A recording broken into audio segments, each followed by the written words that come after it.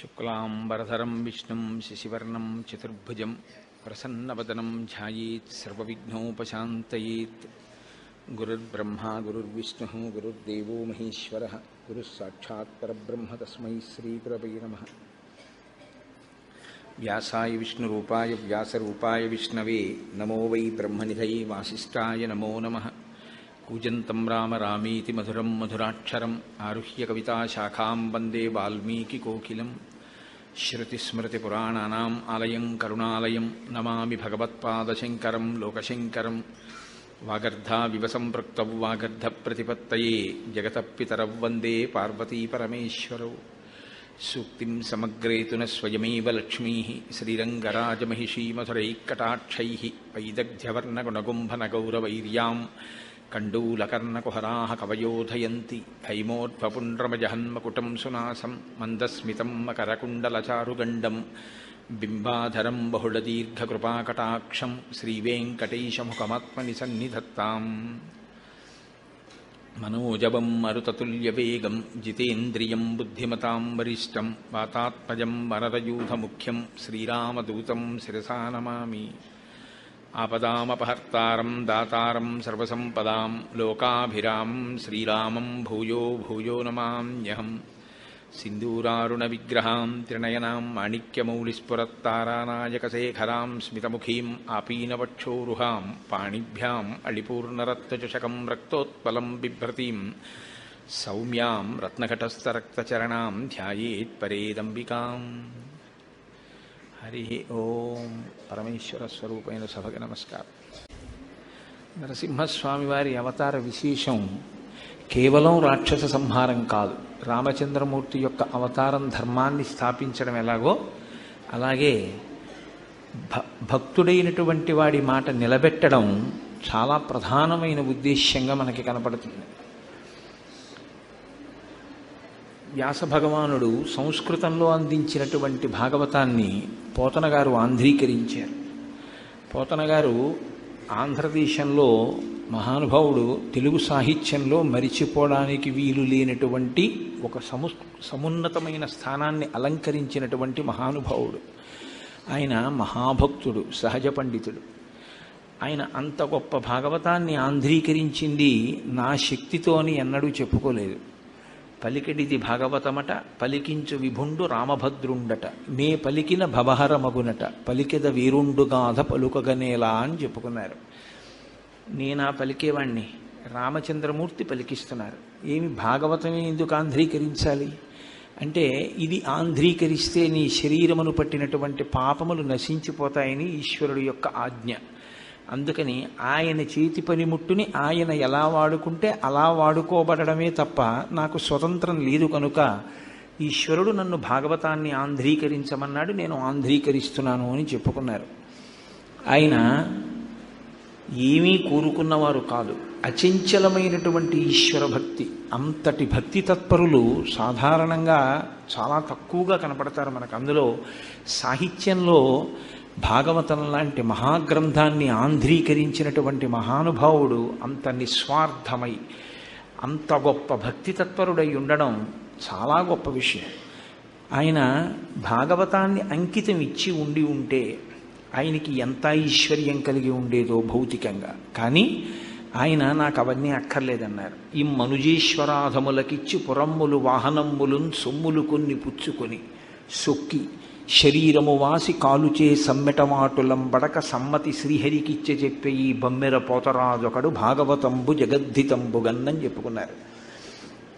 నేను ఈశ్వరుడు పలికించిన ఈ భాగవతాన్ని రాజులకు అంకితం ఇచ్చి అమ్ముకుని దాని వలన ఏదో కొన్ని అగ్రహారాలో ఐశ్వర్యాన్నో బిరుదులో పొంది ఈ శరీరం పడిపోయిన తర్వాత యమధర్మరాజు గారి యొక్క హింసలకు లోను కాకుండా నా అంత నేను స్వచ్ఛందంగా దీన్ని రామచంద్రమూర్తి యొక్క పాదార విందములకు అంకితం చేస్తున్నాను అని చెప్పుకున్న మహాభక్తుడైన. మరి దేనికి ఆంధ్రీకరించారు అంటే ఆయనే చెప్పుకున్నారు. శ్రీకైవల్య పదంబు చేరుటకునై చింతించెదన్ లోకరక్షైకారంభకు భక్తపాలన కళా సంరంభకున్ దానవోద్రేక స్తంభకు కేళిలోల విలస దృగ్జాల సంభూత నానా కంజాత భవాంట కుంభకు మహానందాంగన డింబకున్నని చెప్పుకున్నారు. సృష్టికర్త, స్థితికర్త, ప్రళయకర్త అయినటువంటి ఆ పరమేశ్వరుడి యొక్క పాదారవిందముల యందు భక్తితో కూడినటువంటి కర్మాచరణము వలన కలిగేటటువంటి జ్ఞానము వలన మోక్షాన్ని పొందడానికి, శ్రీకైవల్యం పొందడానికి నేను ఈ భాగవతాన్ని ఆంధ్రీకరిస్తున్నాను తప్ప నాకు బాహ్యమునందు దీని వలన ఈ ప్రయోజనం కలగాలన్న కోరిక లేనివాడను అని చెప్పుకున్నారు. అందుకే శక్తి స్వరూపం కదండి. అమ్మవారి అనుగ్రహం లేకుండా ఏం జరుగుతుంది? అమ్మల గన్నయమ్మ, ముగురమ్మల మూలపుటమ్మ, చాలా పెద్దమ్మ, సురారులమ్మ, కడుపారడి బుచ్చినయమ్మ, తన్ను లోనమ్మిన వేల్పుటమ్మల మనంబున ఉండెడియమ్మ, దుర్గమాయమ్మ, కృపాబ్ధినిచ్చుట మహత్వ కవిత్వ పటుత్వ సంపదల్లని చెప్పుకున్నారు.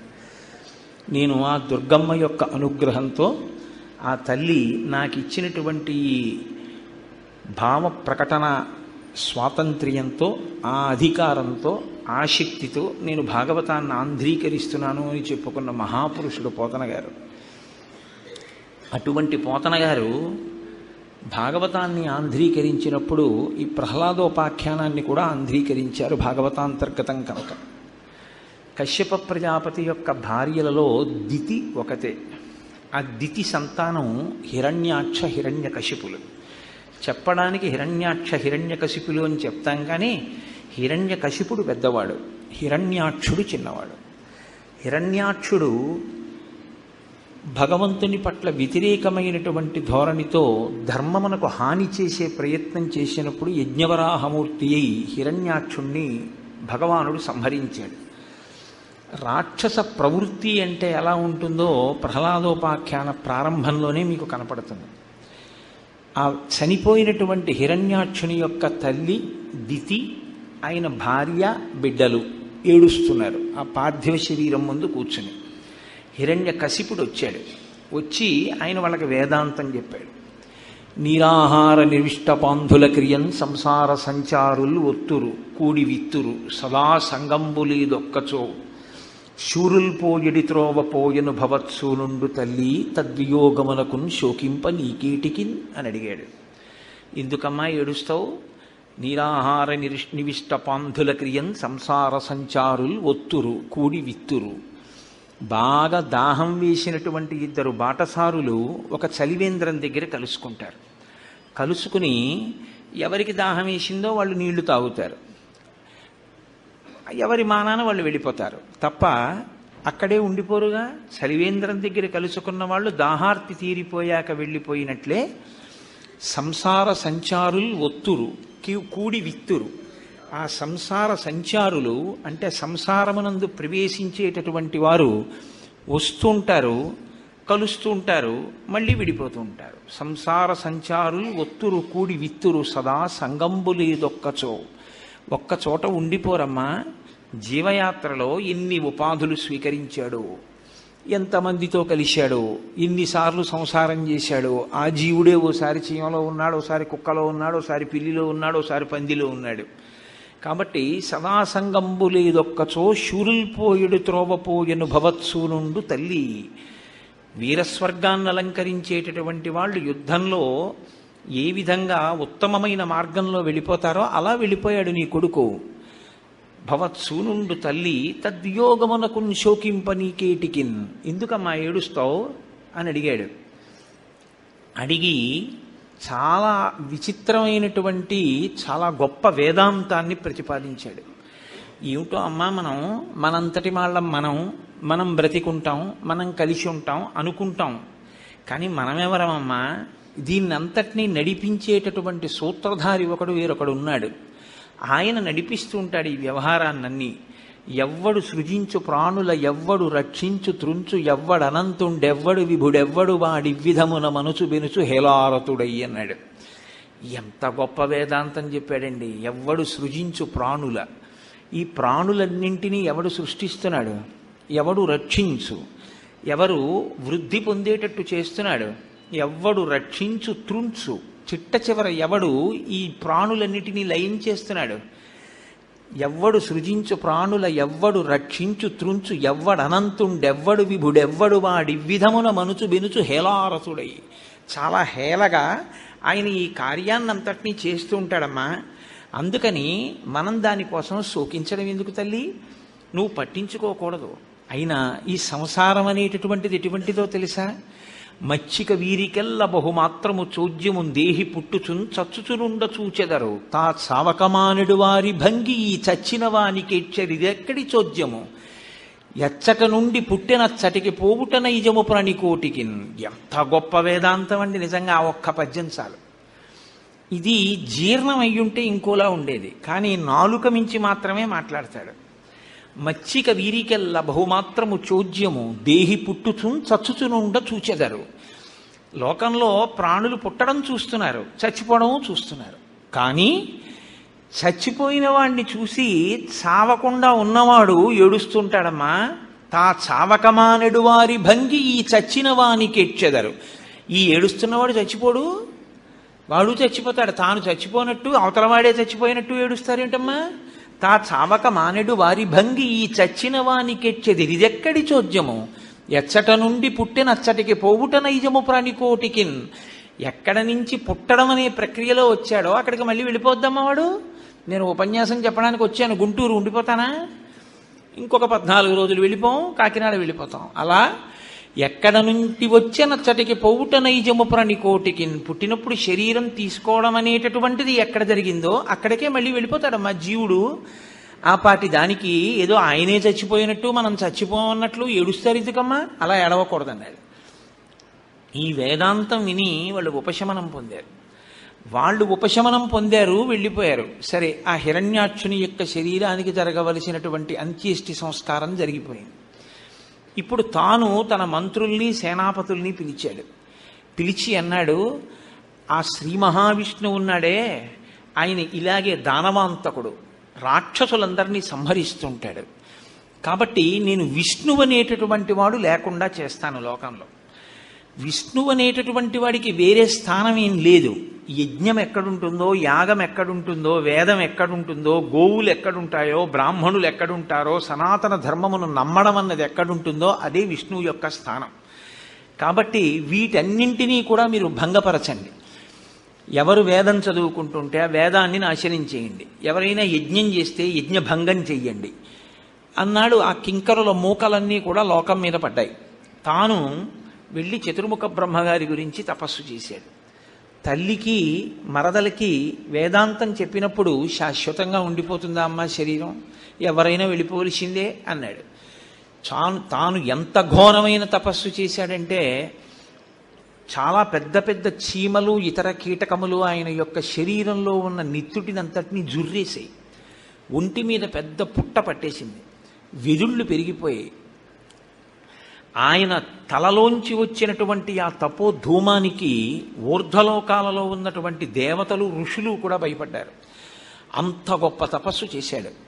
ఆయన తపస్సుకి మెచ్చి చతుర్ముఖ బ్రహ్మగారు ప్రత్యక్షమయ్యారు.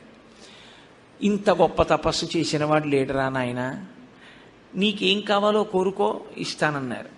పెద్ద స్తోత్రం చేశాడు. స్వామి, నీవు సృష్టికర్తవి, నీ వలన కదా ఈ లోకమంతా సృష్టింపబడడం అన్నది జరుగుతోంది. నీవు దయతలచిన నాడు నాకేమి ఇవ్వలేవు, ఏదైనా ఇవ్వగలవు, నీవు స్వతంత్రుడవు. ఇన్ని చెప్పాడు. చెప్పి నువ్వు ప్రీతితో ఇస్తానంటే నిన్ను ఒక వరం అడుగుతానన్నాడు. ఇంత గొప్ప తపస్సు చేసిన తర్వాత ఇవ్వకుండా ఉంటానా? నీకేం కావాలో అడుగు, ఇస్తానన్నారు స్వామి. గాలిన్ కుంభిని అగ్ని వాయువుల ఆకాశస్థలిన్ దిక్కులన్ రేలన్ ఘస్రమలం తమప్రభల ఘోరాదిత్యం మృగ వ్యాళ సర్వ అస్త్ర శస్త్రములన్. ఎన్ని కోరికలు కోరాడో తెలుసా అండి? అవి ఇవి కాదు. నేను గాలిలో చచ్చిపోకూడదు, ఇంట్లో చచ్చిపోకూడదు, బయట చచ్చిపోకూడదు, అస్త్రానికి చచ్చిపోకూడదు, శస్త్రానికి చచ్చిపోకూడదు. గాలిన్ కుంభిని అగ్ని వాయువుల ఆకాశస్థలిన్ దిక్కులన్ రేలన్ ఘస్రమలం తమప్రభల భూరిగ్రాహ వ్యాళాదిత్య నరాది జంతు కలహవ్యాప్తిన్ సమస్త్రాస్త్ర శస్త్రాళిన్ మృత్యువు లేని జీవనములోకాధీశ ఇప్పించవే అన్నాడు. నేను మృగముల చేతిలో చచ్చిపోకూడదు, దేవతల చేతిలో చచ్చిపోకూడదు, ఇంట్లో చచ్చిపోకూడదు, వీధిలో చచ్చిపోకూడదు, ఆ పైన ఆకాశంలో చచ్చిపోకూడదు, భూమి మీద చచ్చిపోకూడదు, పొద్దున్న చచ్చిపోకూడదు, రాత్రి చచ్చిపోకూడదు. ఇన్ని వరాలు అడిగాడు. కాబట్టి మృత్యువు లేని జీవనము లోకాధీశ ఇప్పించవే, వీటి వలన నాకు మృత్యువు లేనటువంటి జీవితాన్ని ఇప్పించు అన్నాడు. మరి అమ్మాయి లోకాన్నంతటినీ సృష్టించేవాడు, పెంచేవాడు, త్రుంచేవాడు ఒకడున్నాడు. సమస్త ప్రాణులు పుట్టి గిట్టిపోతాయమ్మా, దానికి ఏడవడం ఎందుకన్నాడు. ఆచరణకు వచ్చేసరికి ఇంత గొప్ప వరం అడిగాడు బ్రహ్మగారిని. ఆయన అన్నారు, ఇత పూర్వం నన్ను ఇటువంటి వరం అడిగిన వాడెవరూ లేడు, నీకే ఇంత గొప్ప వరం ఇస్తున్నాను, కానీ సత్వగుణంతో కూడుకున్న బుద్ధితో ప్రవర్తించు సుమా అన్నారు ఆయన. ఎందుకో తెలుసా? మృత్యువు లేదు అనేసరికి రాక్షసుడైనటువంటి వాడిలో పుట్టేటటువంటి అహంకారం, దానివల్ల వచ్చేటటువంటి ఉపద్రవం చతుర్ముఖ బ్రహ్మగారికి తెలియనిదా? కాబట్టి ఆయన ఆ మాట అన్నారు. అప్పటికి ఊరుకున్నాడు, ఇంటికి వెళ్ళిపోయాడు, సింహాసనం మీద కూర్చున్నాడు. ఇక నన్ను ఎదిరించగలిగిన వాడెవడు, నన్ను చంపగలిగిన వాడెవడు? కాబట్టి ఇప్పుడు నేను విష్ణువు ఎక్కడున్నా సరే నిగ్రహిస్తానన్నారు. విష్ణువు ఎక్కడుంటారండి? విశ్వం విష్ణు, ఆయన విశ్వం రూపంలో అంతటా వ్యాపించి ఉంటాడు. విష్ణువు అంటే వ్యాపించి ఉండేవాడు. కాబట్టి ఆయన హిరణ్యకశిపునిలో కూడా ఉన్నాడు. లోపలికి వెళ్ళడం తప్ప బయట వెతకడం చేతనైనటువంటి వాడికి ఎక్కడని దొరుకుతాడు స్వామి? అంతర్ముఖ సమారాధ్య బహిర్ముఖ సుదుర్లభ. కాబట్టి ఇప్పుడు దేవలోకానికి వెళ్ళాడు, దేవలోకాన్ని ఆక్రమించాడు, యక్ష గంధర్వ కిన్నెర కింపురుషులందరినీ ఆక్రమించాడు. వీళ్ళందరి చేత ఊడిగం చేయిస్తున్నాడు, దిక్పాలకుల చేత సేవలు చేయిస్తున్నాడు, లోకాలన్నింటినీ ఎంత భయపెట్టాలో అంత భయపెడుతున్నాడు. హిరణ్యకశిపుడు తప్ప వేరు ఈశ్వరుడు లేడు అంటున్నాడు. ఈ మిగిలినటువంటి దేవతాగణములన్నీ కూడా హిరణ్యకశిపుని యొక్క ఉద్ధతికి భయపడిపోయాయి. మరీ ఇంత దారుణంగా పరిపాలన చేస్తున్నాడు, శాస్త్రాన్ని ఉల్లంఘిస్తున్నాడు, ధర్మం అన్న మాట లేకుండా చేస్తున్నాడు, యజ్ఞయాగాది క్రతువులు లేకుండా చేస్తున్నాడు, హిరణ్యకశిపుడు తప్ప ఈశ్వరుడు లేడంటున్నాడు. ఇటువంటి వాడు మట్టు పెట్టబడేది ఇప్పుడు. ఎందుకని? సామాన్యమైనటువంటి వరాలేం కావు, అంత తేలిగ్గా మరణించేవాడు కాడు. కాబట్టి వాళ్ళందరూ శ్రీ మహావిష్ణువుని ప్రార్థన చేశారు. స్వామి నువ్వు ఎప్పుడు వచ్చి సంహరిస్తావని అడిగారు. అడిగితే స్వామి వాళ్ళకి ప్రత్యక్షమై చెప్పలేదు, ఒక్కసారి అశరీరవాణిగా వారికి వినపడింది. మీరు బెంగ పెట్టుకోకండి, మీ కార్యాలలో మీరు ఉండండి, ఆయన శాస్త్రము యొక్క పరిధులను అతిక్రమించాడు. నేను ఎవరినైనా చంపాలి అంటే కొన్ని పరిస్థితులు ఏర్పడితే తప్ప నిష్కారణంగా ఎవరిని నేను సంహరించను. సంహరించడం అన్న ప్రక్రియకి మీకు దాని యథార్థమైన అర్థము తెలిసి ఉండాలి. ఈశ్వరుడు ఇచ్చినటువంటి అంత గొప్ప విభూతిని లోక కళ్యాణము కొరకు ఉపయోగించకుండా కేవలము తన స్వార్థము కొరకు ఉపయోగించుకొని లోకకంటకుడైపోతే, ఇంకా అతను ఆ ఉపాధితో ఉండడం అనేది చాలా ప్రమాదకరమైన స్థితి అని ఈశ్వరుడు నమ్మితే అప్పుడు మాత్రమే ఇంకా ఆ ఉపాధిని ఆయన పడగొడతాడు. కాబట్టి నేను చంపడము అంటే కొన్ని పరిస్థితులు ఏర్పడాలి. శుద్ధ సాధులందు, సురలందు, శృతులందు, గోవులందు, విప్రకూటియందు, ధర్మ పదవియందు, తవిలి నాయందు వాడెన్నడొలుగు నాడు పట్టి వధింతు అన్నాడు. నేను చంపాలి అంటే అతను కొన్ని పనులు చెయ్యాలి. శుద్ధ సాధులందు, భగవంతుణ్ణి త్రికరణ శుద్ధిగా నమ్మినటువంటి మహాభక్తులైనటువంటి వారిని చెనకాలి, వారిని ఇబ్బంది పెట్టాలి. సురలందు, దేవతల్ని ఇబ్బంది పెట్టాలి. శృతులందు, వేదాన్ని ధిక్కరించాలి. గోవులందు, గోవుల్ని బాధ పెట్టాలి. విప్రకోటి ఎందు, వేదం చదువుకుని వేదమంత్రముల చేత లోకోద్ధరణ కొరకని యజ్ఞయాగాది క్రతువులు చేసి సమాజము యొక్క అభ్యున్నతి కొరకు పాటుపడేటటువంటి బ్రాహ్మణుల పట్ల ఖేదము కలిగేటట్టుగా వారు ఇబ్బంది పడేటట్టుగా ప్రవర్తించగలిగిన బుద్ధి వ్యగ్రత ఏర్పడాలి. కాబట్టి గోవులందు, విప్రకోటి ఎందు, ధర్మ పదవి ఎందు, ధర్మానికి వ్యతిరేకంగా ప్రవర్తించడం మొదలు పెట్టాలి, లేదా ధర్మం తెలిసున్నా అనుష్ఠించడం అతను మానేయాలి. కాబట్టి ధర్మ పదవి ఎందు, తవిలి నాయందు, చిట్ట చివరకు అసలు ఈశ్వరుడెవడు, నేనే ఈశ్వరుణ్ణి అని ఈశ్వరుణ్ణి తిరస్కరించేటటువంటి ధోరణి ప్రబలాలి. ఇటువంటి పరిస్థితులు ఏర్పడితే ఆనాడు మాత్రమే నేను పట్టి చంపుతాను. హిరణ్యకశిపుడు బ్రహ్మగారి వలన పొందినటువంటి వరముల చేత ఇప్పుడు అటువంటి గర్వంతోటే ప్రవర్తిస్తున్నాడు. కాబట్టి నేను అతన్ని పడగొడతాను.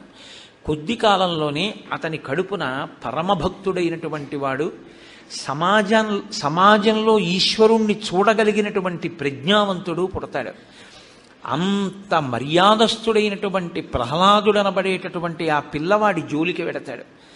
ఆయన్ని చాలా బాధలు పెడతాడు. అటువంటి బాధలు ఎప్పుడు పెట్టాడో అప్పుడు నేను వచ్చి హిరణ్యకశిపుణ్ణి సంహరిస్తాను. ఆ ప్రహ్లాదుడు సామాన్యమైనటువంటి వ్యక్తి కాడు. ఎందుచేత అంటే గుణనిధియకు ప్రహ్లాదుని గుణములనేకములు కలవు, గురుకాలమునన్ గణితింప నశక్యములు. ఫణిపతికి బృహస్పతికి భాషాపతికి అంటారు. ప్రహ్లాదుడు ఎంత గొప్పవాడు, ఎంత గొప్ప గుణములు కలిగినవాడు అంటే ఆయన గుణములను చెప్పడం ఎవ్వరికీ సాధ్యం కాదుట. అన్ని గొప్ప గుణములు కలిగినవాడు, ఎవరెవరు చెప్పలేరు అన్నారు. ఫణిపతికి 1000 పడగలు ఉన్నటువంటి ఆదిశేషుడు చెప్పలేడు. బృహస్పతికి దేవగురువు అయినటువంటి బృహస్పతి చెప్పలేడు ప్రహ్లాదుడి యొక్క గుణములు. భాషాపతికి 4 ముఖములు ఉండి వేదములను నిరంతరము చదివి సృష్టి చేసేటటువంటి సరస్వతీదేవి భర్త అయినటువంటి చతుర్ముఖ బ్రహ్మగారు కూడా చెప్పలేరు.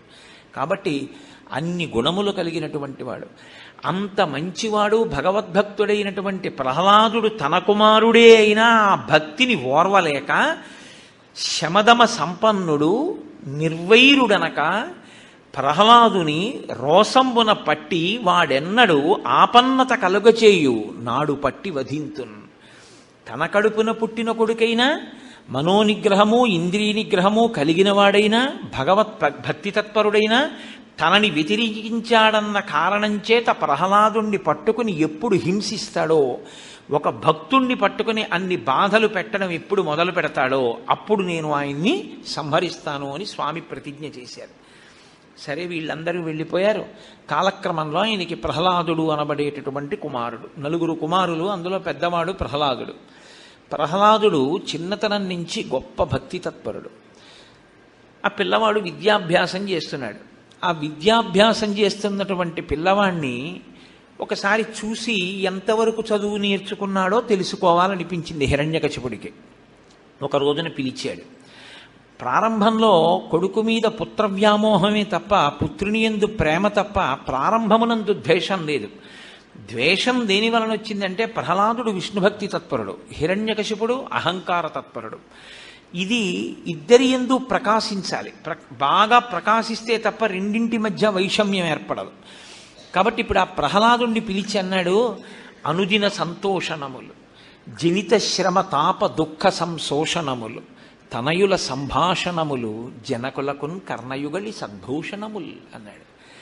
నాయనా, ఏ తండ్రికైనా పిల్లవాడు కడుపున పుట్టినటువంటి కొడుకు మాట్లాడుతుంటే అనుదిన సంతోషణములు, ఎంత సంతోషంగా ఉంటుందో. ఏ రోజుకు ఆ రోజే, ఇవాళన్న మాటే రేపు అంటాడు వాడు. ఇవాళ తాత అంటాడు, రేపు కూడా తాత అంటాడు, ఇంకో 10 రోజులు పోయిన తర్వాత నాన్న అంటాడు. వాడు ఒక్కొక్క మాట మాట్లాడుతుంటే అది సృష్టిలో లేనట్లు, ఇప్పుడే కొత్తగా మొట్టమొదటిసారి తన కొడుకు ఏదో కొత్త పదాన్ని కనిపెట్టినట్టు తండ్రి సంతోషపడిపోతాడు. అది ఎంత సంతోషంగా ఉంటుందో తెలుసా? అనుదిన సంతోషణములు, జనిత శ్రమ తాప దుఃఖ సంశోషణములు. తండ్రికి కలిగినటువంటి దుఃఖము తాపము ఇవన్నీ కూడా నశించిపోతాయి ఆ పిల్లవాని యొక్క మాటలు వింటున్నప్పుడు. కాబట్టి జనిత శ్రమ తాప దుఃఖ సంశోషణములు, తనయుల సంభాషణములు. కొడుకు తండ్రితో మాట్లాడుతుంటే తండ్రికి ఎంతో ఆనందంగా ఉంటుంది. కాబట్టి జనకులకున్ కర్ణయుగళి సద్భూషణములు, తండ్రికి ఆ కొడుకు యొక్క మాటలు చెవులకు పెట్టుకున్నటువంటి ఆభరణాల్లా ఉంటాయి. కాబట్టి నాన్న, ఏది నువ్వు నేర్చుకున్న దాంట్లోంచి ఒక పద్యం ఏదైనా చెప్పు వింటానన్నాడు. ఆయన అన్నాడు, ఎల్ల శరీరధారులకు ఇల్లును చీకటి నూతిలోపలంత్రెళ్ళక వీరు నేనును మతిభ్రమణంబున భిన్నులై ప్రవర్తించక సర్వమున్నాతని దివ్య కళామయమంచు విష్ణునందుల్లము చేర్చితారడవి నుండుట మీలు నిశాచరాగ్రణి అన్నాడు. తండ్రి అనలేదు ఆయన, నిశాచరాగ్రణి, చీకటిలో తిరిగేటటువంటి వారికి నాయకత్వం వహించేవాడా అని పిలిచాడు. అంటే అజ్ఞానంలో ఉన్నవాడా, ఏది తెలుసుకోవాలో అది తెలుసుకోనివాడా, నేను చాలా గొప్పవాణ్ణి అనుకుంటున్నటువంటి అహంకారంతో ఉన్న ఓ తండ్రి,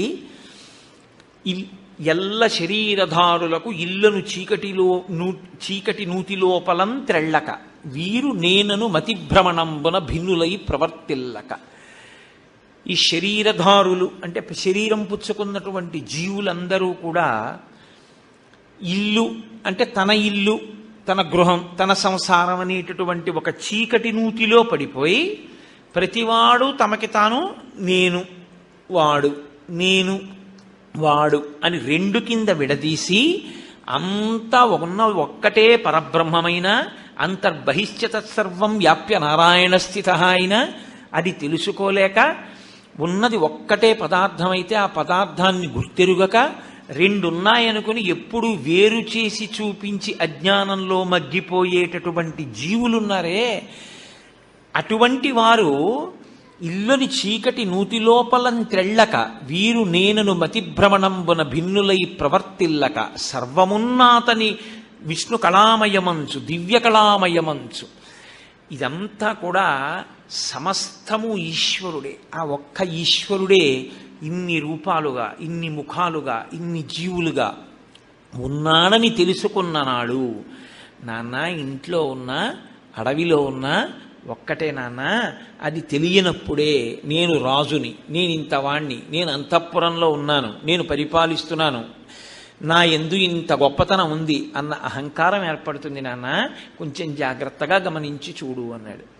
అంటే ఆయన అన్నాడు పిలిచి, అరేరే నాకున్ చూడక చోద్యమయ్యడిదిగా నా తండ్రి ఈ బుద్ధికి నీకున్ లోపలతోచెనో పరులు దుర్నీతులు ప్రశంసించిరో ఏకాంతంబున భార్గవుల్ పలికిరో వైకుంఠుండు కృతాపరాధుడతనిన్ శ్లోకింప నీకేటికి.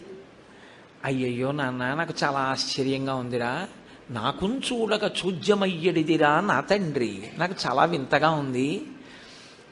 అసలు నీకు ఈ బుద్ధి లోపల నుంచి పుట్టిందా? నీ స్నేహితులు ఎవరైనా చెప్పారా? ఏకాంతంబున భార్గవుల్ పలికిరో, గురువుల మీద అనుమానం వచ్చింది. నీకు గురువులు ఒక్కడిని కూర్చోపెట్టి ఇలాంటివి ఏమైనా నేర్పుతున్నారా విష్ణుభక్తిని? లేకపోతే ఈ దానవ శ్రేణికిన్, ఈ రాక్షసులందరికీ కూడా వైకుంఠుండు కృతాపరాధుడు, వైకుంఠవాసి అయినటువంటి శ్రీమన్నారాయణుడు అపరాధమును చేసినవాడు. ఎందుకంటే ఎప్పుడూ రాక్షస సంహారం చేస్తుంటాడు. వైకుంఠుండు కృతాపరాధుడు, అటువంటి వాణ్ణి నువ్వు పొగడడం ఏమిట్రా? నువ్వు పొగడకూడదు. ఆయన్ని పొగడకుండా ఈ రాజ్యము, మన సైన్యము, భోగాలు, విలాసాలు, యజ్ఞయాగాది క్రతువుల్ని ధ్వంసం చేయడం, ఇటువంటి రాక్షస ప్రవృత్తి నీకు ఎప్పుడు అబ్బుతుందిరా అన్నాడు. అంటే ఆయన అన్నాడు, సాధారణంగా ఆంధ్రదేశంలో ఈ పద్యం నోటికి రాని వాళ్ళు ఎవరూ ఉండరు, ప్రతి వాళ్ళకి ఈ పద్యం వచ్చి ఉంటుంది. మందార మకరంద మాధుర్యమున తేలు మధుపంబు పోవునే మదనములకు నిర్మల మందాకినీ వీచికల తూగు రాయంచదనునే తరంగిణులకు లలిత రసాల పల్లవ కాదియై చొక్కు కోయిల జనునే కుటజములకు పూర్ణేందు చంద్రికా స్ఫురిత చకోరక మరుగునే సాంద్ర నిహారములకు అంబుజోదర దివ్య పాదారవింద చింతనామృతపాన విశేషమత్త చిత్త మీరీతి ఇతర విషయంబు చేరనేర్చు వినుత గుణశీల మాటలు వెయ్యునేల అన్నాడు.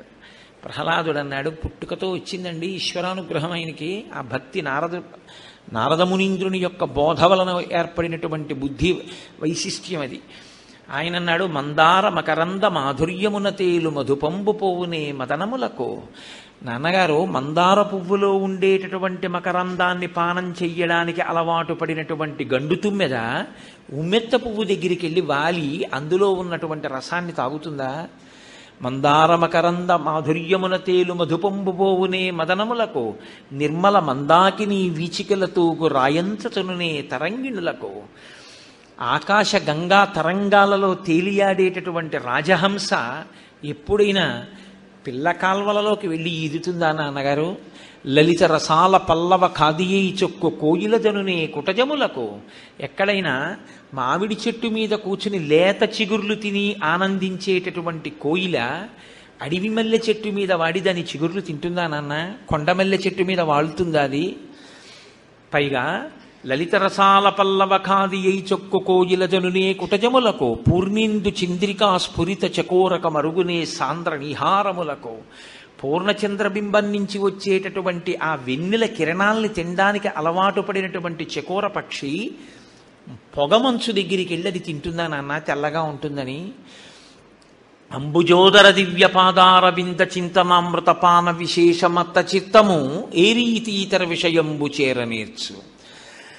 ఆ భగవంతుని యొక్క పాదార విందములను కన్నులు మూసుకుని నిరంతరము లోపల స్మరించినప్పుడు ఆ ధ్యాన సమాధి యందు ఆయన పాదముల నుంచి స్రవించేటటువంటి అమృతాన్ని త్రాగి మత్తెక్కి ఆనందాన్ని అనుభవించేటటువంటి నా మనస్సు ఇవాళ కొత్తగా ఇతర విషయాల దగ్గరికి వెళ్ళు అంటే వెడుతుందా నాన్న? అంబుజోదర దివ్య పాదార వింద చింతనామృతపాన విశేషమత్త చిత్తమీ రీతి ఇతర విషయంబు చేర నేర్చు వినుత గుణశీల మాటలు వేయునేల. ఇన్ని మాటలు ఎందుకు నాన్న అన్నాడు. మాట చెప్పడం కాదు, నిజంగా ప్రహ్లాదుని యొక్క గుణముల గురించి చెప్తూ పోతన గారు ఇదే చెప్తారు. ఆయన నిరంతరము ఈశ్వరుణ్ణి అనుభవించినవాడు. పానీయంబులు త్రావుచున్ కుడుచుచున్ భాషించుచున్ హాసలీలా నిద్రాదులు చేయుచున్ తిరుగుచున్ లక్షించుచున్ సంతత శ్రీనారాయణ పాద పద్మజుగళీ చింతామృతాస్వాద సంధానుండై మరచన్ సురారిసుతుడే తద్విశ్యమున్ భూవరా అంటారు. పానీయంబులు త్రాగుచున్, నీరు త్రాగుతూ, తింటూ, తిరుగుతూ, నవ్వుతూ, ఆడుతూ, పాడుతూ, పనిచేస్తూ ఆయన ఎప్పుడూ శ్రీమన్నారాయణ దర్శనాన్ని పొందుతుండేవాడు. అందుకే ఒక్కొక్కసారి గెంతుతుండేవాడు, ఒక్కొక్కసారి నాట్యం చేసేవాడు, ఒక్కొక్కసారి ఏడ్చేవాడు, ఒక్కొక్కసారి పాట పాడేవాడు, ఒక్కొక్కసారి తన్మయావస్థలో ఉండేవాడు. ఎప్పుడూ శ్రీమన్నారాయణ దర్శనాన్నే పొందుతూ అంతర్ముఖుడై ఉండేవాడు ఆయన. తనయందు అఖిల భూతములందు ఒక భంగి సమహితత్వంబున బరగువాడు పెద్దల పొడగన్న భృచ్చునికైవడి చేరి నమస్కృతులు చేయువాడు కన్నుదోయికి అన్య కంతలడ్డంబైన మాతృభావన చేసి మరలువాడు దైవతములంచు గురువుల తరచువాడు సకుల ఎడ సోదర స్థితి జరుపువాడు లీలలందున బొంకులు లేనివాడు లలిత మర్యాదుడైన ప్రహ్లాదుడదిప అంటారు పోతన గారు. తనయందు అఖిల భూతములందు ఒక భంగి సమహితత్వంబున బరగువాడు. ఆయన తనలో ఉన్నటువంటిది ఏ చైతన్యమో ఆ చైతన్యమే ఇతర ప్రాణుల యందు కూడా ఉంది అన్న భావన బాగా స్థిరపరచుకున్నటువంటి వాడు. తన ఆకలి ఎటువంటిదో ఒక కుక్క ఆకలి కూడా అలాగే ఉంటుందని, తన నిద్రాకాలిక సుఖం ఎలా ఉంటుందో ఇతర ప్రాణుల యొక్క నిద్రాకాలిక సుఖం కూడా అలాగే ఉంటుందని, తనకి దెబ్బ తగిలితే బాధ ఎలా ఉంటుందో ఇతర ప్రాణులకు తగిలినటువంటి దెబ్బ వలన కలిగిన బాధ కూడా అలాగే ఉంటుందని. కాబట్టి తనకి ఇతర జీవులకు మధ్యలో భేదం ఏమీ లేదు. అన్నిటి యందు ఉన్నటువంటి పదార్థము ఒక్కటే, ఆ చైతన్యమే ప్రకాశిస్తోందని బాగా తెలుసుకుని ఉన్నటువంటి వాడు. కాబట్టి తన యందు ఇతర భూతములందు సమహితత్వంబున బరగువాడు పెద్దల పొడగన్న భృచ్చునికైవడి చేరి నమస్కృతులు చేయువాడు. పెద్దవాళ్ళు కనపడితే చాలట వంగి వంగి వంగి వంగి నమస్కారాలు చేసేవాడు. కన్నుదోయికి అన్య కాంతలడ్డంబైన మాతృభావన చేసి మరలువాడు. కంటికి ఇతర కాంతలు కనపడితే తన తల్లిగా భావన చేసి పరమ మర్యాదతో తప్పుకుని వెళ్ళిపోయేవాడు. అటువంటి మహానుభావుడు గురువులని విశేషంగా గౌరవించేవాడు. ఈశ్వరుడే గురువు రూపంలో ఉన్నాడు అని నమ్మి గౌరవించినవాడు. సఖులు అంటే తన స్నేహితుల్ని సోదరులతో సమానంగా భావించాడు. ఆయన లీలలందున బొంకులు లేనివాడు, ఎప్పుడు పరిహాసానికి కూడా అబద్ధం చెప్పనటువంటి వాడు. లలిత మర్యాదుడైన ప్రహ్లాదుడదిప, ఎంతో మర్యాద కలిగినటువంటి వాడు ప్రహ్లాదుడు. కాబట్టి ఇటువంటి ప్రహ్లాదుడు ఎప్పుడూ భగవంతుని యొక్క ఆనందాన్ని అనుభవించడం అనేది జరుగుతుండే విషయం. కాబట్టి అంబుజోదర దివ్యపాదార వింద చింతనామృతపాన విశేషమత్త చిత్తమే రీతి ఇతర విషయంబు చేర నేర్చు వినుత గుణశీల మాటలు వేయునేలా అంటాడు. ఇది హిరణ్యకశిపుడికి ఇష్టమైనటువంటి పని. ఆయనకి నా అంతవాణ్ణి నేను అంటూ ఉంటాడు. ప్రహ్లాదుడు ఇదంతా ఈశ్వరుడి యొక్క చిద్విలాసం అంటాడు. కాబట్టి ఇద్దరికీ పడదు. ఇప్పుడు గురువులు చూశారు, తండ్రికి కోపం పెరుగుతోంది, కొడుక్కి సంతోషం పెరుగుతోంది. ఇది ఏ స్థితికి వెడుతుందో అని గురువులు అన్నారు, ఈ పిల్లవాడిని తీసుకెళ్ళి మేము చదివిస్తా ఉన్నారు. చండు అమర్కుడు అని వాళ్ళిద్దరూ శుక్రాచార్యుల వారి యొక్క బిడ్డలు. వాళ్ళు ప్రహ్లాదుణ్ణి తీసుకెళ్ళి మళ్ళీ చదివించడం ప్రారంభం చేశారు. అర్థశాస్త్రము కామశాస్త్రము బాగా నేర్పారు. నేర్పి ఈసారి హిరణ్యకశిపుడి దగ్గరికి తీసుకెళ్ళలేదు. ఎందుకైనా మంచిది, ఇబ్బంది వస్తుందేమో అని. ఎందుకంటే ఒకసారి వాళ్ళని అనుమానించాడు. ఏకాంతంబున భార్గవుల్ పలికిరో ఈదానవ శ్రేణికిన్ వైకుంఠుండు కృతాపరాధుడు అన్నాడు. నీకు ఏకాంతంగా గురువులు ఏమైనా చెప్పకూడనివి చెప్తున్నారు ఏమిట్రా, విష్ణుభక్తి నేర్పుతున్నారా, నీకు ఎలా వచ్చే ఈ పద్యాలన్నీ అని అడిగాడు. కాబట్టి వాళ్ళకి ఎందుకైనా మంచిది అని ముందు హిరణ్యకశిపుని యొక్క పట్టమహిషి అయిన లీలావతి దగ్గరికి తీసుకెళ్లారు. తీసుకెళ్ళి అమ్మ మేము చెప్పగలిగినటువంటి విద్య అంతా ఈ పిల్లవాడికి నేర్పాం అని ఆ పిల్లవాడిని లీలావతి దగ్గర కూర్చోబెట్టారు. తల్లి చూసి సంతోషించింది. ఇప్పుడు ఆమె పనుపున పిల్లవాడు హిరణ్యకశిపుని దగ్గరికి వెళ్ళాడు. తండ్రి చాలా సంతోషించాడు. ఒరే నిన్ను ఎంతకాలానికి చూశానురా, రా అన్నాడు. కానీ ఏమైనా మార్పు వచ్చిందో లేదో అని అనుమానం. నీతి శాస్త్రాన్ని మీ గురువులు బోధ చేస్తే నువ్వు కొద్దిగా వెనకపడుతున్నావని నాకు తెలిసింది. మిగిలిన పిల్లలు ముందున్నారని నువ్వు వెనక్కున్నావని విన్నాను. ఏది నువ్వు నేర్చుకున్న వాటిలోంచి నీకు బాగా ఇష్టమైనటువంటి పద్యం ఒకటి నాకు చెప్పు అన్నాడు. ఎందుచేత నీతి శాస్త్రంలో వెనకపడ్డాడంటే మీరు నేను అనుకుంటున్న నీతి శాస్త్రంలో వెనకపడ్డం కాదు. ఆయన అనుకునేది ఏమిటంటే రాక్షస నీతి నేర్పాలి శుక్రాచార్యుల వారి బిడ్డలు. రాక్షస నీతిని మిగిలినటువంటి పిల్లలు బాగా నేర్చుకుంటున్నారు. ఈయనో భక్తితో వెనకబడుతున్నాడు. ఆ రాక్షస నీతి ఈయనకి రావట్లేదు. అందుకని నువ్వు వెనకపడుతున్నావని విన్నాను. ఒక తండ్రిగా ఇది నాకు ఖేదకారణం. ఏది ఓ పద్యం చెప్పు అన్నాడు. అంటే ఆయన అన్నాడు, ఇప్పటి వరకు గురువులు అనుకున్నారు మనం అర్థశాస్త్రం కామశాస్త్రం నేర్పాం కదా, ఇదే చెప్తాడులే అనుకున్నారు. పాపం వాళ్ళు తీసుకెళ్లేటప్పుడు చెప్పారు కూడా, ఒరేయ్ మేమేం చెప్పామో అదే చెప్పు తప్ప నువ్వు సొంతంగా మీ నాన్న దగ్గరికి వెళ్ళిన తర్వాత కొత్త కొత్తవి చెప్తున్నావు, అలాంటివి ఏం చెప్పకు. మీ తండ్రికి మా మీద అనుమానం వస్తుంది, మేమేమి నేర్పామో అవే చెప్పు మీ నాన్న అడిగినప్పుడు అన్నారు. తప్పకుండా నేర్పుతాను, అవే చెప్తానన్నాడు. ఎరా నీకు గురువులు బాగా నేర్పించారా, నేను ఏవి చెప్పమన్నానో అవి చెప్పారా అని అడిగాడు. నాన్నగారు మీరు ఏవి చెప్పమన్నారో గురువుగారు అవి చెప్పారు. గురువుగారు చెప్పవలసినవి గురువుగారు చెప్పారు, నేను నేర్చుకోవలసింది నేను నేర్చుకున్నాను. చదివించిరి ననుగురువులు చదివితి ధర్మార్థముఖ్య శాస్త్రంబులునే చదివినవి కలవు పెక్కులు చదువులలో మర్మమెల్ల చదివితి తండ్రి అన్నాడు. చదివించిరి నన్ను గురువులు, నాన్నగారు గురువులు నన్ను చదివించవలసినవి చదివించారు. చదివితి ధర్మార్థముఖ్య శాస్త్రంబులునే చదివినవి కలవు పెక్కులు, ధర్మార్థ శాస్త్రములు నేర్పించారు, ఇతర శాస్త్రములు నేర్పించారు. నేను చదువుకున్నవి చాలా ఉన్నాయి నాన్నగారు, నే చదివినవి కలవు పెక్కులు చదువులలో మర్మమెల్ల చదివితి తండ్రి అన్నాడు. చదువులలో ఉండేటటువంటి మర్మాన్ని నేను బాగా తెలుసుకున్నాను నాన్నగారు. అసలు చదువుల యొక్క సారాంశం ఏమిటో అది నాకు బాగా బోధపడింది అన్నాడు. ఆయనకి ఏదో కించిత్ అనుమానం కలిగి ఉంటుంది, గురువుగారు నేర్పారు నాకు చదువులలో మర్మం తెలిసింది అంటున్నాడు ఏమిటని. ఏమో ఒకవేళ ఈసారి గురువులు చెప్పిందే నేర్చుకున్నాడేమో అని. ఏది నువ్వు నేర్చుకున్నది ఒక్క విషయం చెప్పు అన్నాడు. తను హృద్భాషల సఖ్యమున్ శ్రవణమున్ దాసత్వమున్ ఇలా ఈశ్వరుణ్ణి 9 విధాలైన భక్తితో సేవించిన వాడెవరుంటాడో, శ్రవణం కీర్తనం విష్ణోహ స్మరణం పాదసేవనం అర్చనం వందనం దాస్యం సఖ్యం ఆత్మనివేదనం అంటారు మూలంలో వ్యాసుల వారు. కాబట్టి తనుహుద్భాషల సఖ్యమున్ శ్రవణమున్ దాసత్వమున్ అలా అర్చనాదులు చింతయు సంకీర్తనల్ అనేది 9 భక్తిభావముల సర్వేశున్ హరిన్ నమ్మి సజ్జనుడయ్యుండుట యుక్తమంతు తలచుంది కంబు దైత్యేశ్వర అన్నాడు. నాకు నాన్నగారు శ్రవణం భగవంతుని యొక్క గుణములను వినడం, శ్రవణం కీర్తనం భగవంతుని యొక్క గుణములను బాగా అనుభవించడం చేత లోపల మనసులో ఇంకా భక్తి వలన అవి పట్టక పైకి పొంగి ప్రవహించి కీర్తనగా వస్తే ఆ కీర్తనం, శ్రవణం కీర్తనం విష్ణోహ స్మరణం ఎప్పుడూ భగవంతుడి గురించి ఆలోచించడం, స్మరణం పాదసేవనం భగవంతుని యొక్క పాదారవింద సంసేవనము పాదసేవనం, శ్రవణం కీర్తనం విష్ణోహ స్మరణం పాదసేవనం అర్చనం ఈశ్వరుణ్ణి అర్చించడం, వందనం నమస్కారం చేయడం, అర్చనం శ్రవణం కీర్తనం విష్ణోహ స్మరణం పాదసేవనం అర్చనం వందనం దాస్యం ఈశ్వరుడికి దాస్యం చేయడం, సఖ్యం భగవంతుడితో స్నేహం చేయడం, ఆత్మనివేదనం ఈశ్వరుడికి ఆత్మనివేదనం చేయడం. ఇవి 9 నాన్నగారు నవవిధ భక్తులు. ఈ 9 రకాలైనటువంటి భక్తిభావములతో సజ్జనుడై ఈశ్వరుణ్ణి నమ్మి బ్రతికిన వాడెవడో వాడిది నిజమైన బ్రతుకు అని నేను తెలుసుకున్నాను నాన్నగారు అన్నాడు.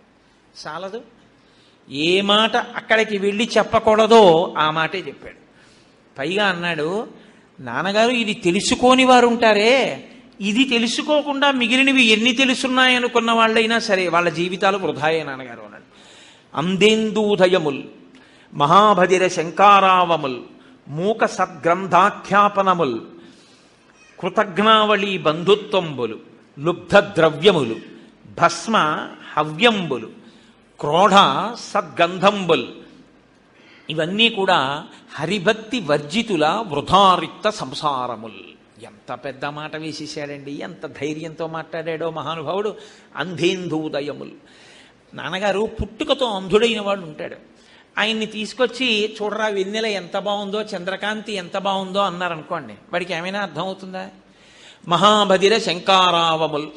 పుట్టుకతో చెవిటివాడు ఉంటాడు. ఆయన దగ్గరికి వెళ్ళి శంఖం ఊది ఎలా ఉంది శంఖనాదం అని అడిగితే ఎలా ఉంటుంది? మూక సద్గ్రంథాఖ్యాపనముల్. ఒక మూగివాడు మంచి గ్రంథాన్ని చదివాడు, వచ్చి ప్రవచనం చేయబోయ్ ఆ గ్రంథం గురించి చెప్పు అంటే పాపం పుట్టుక చేత మూగవాడు ఆయన ఏం మాట్లాడతాడు?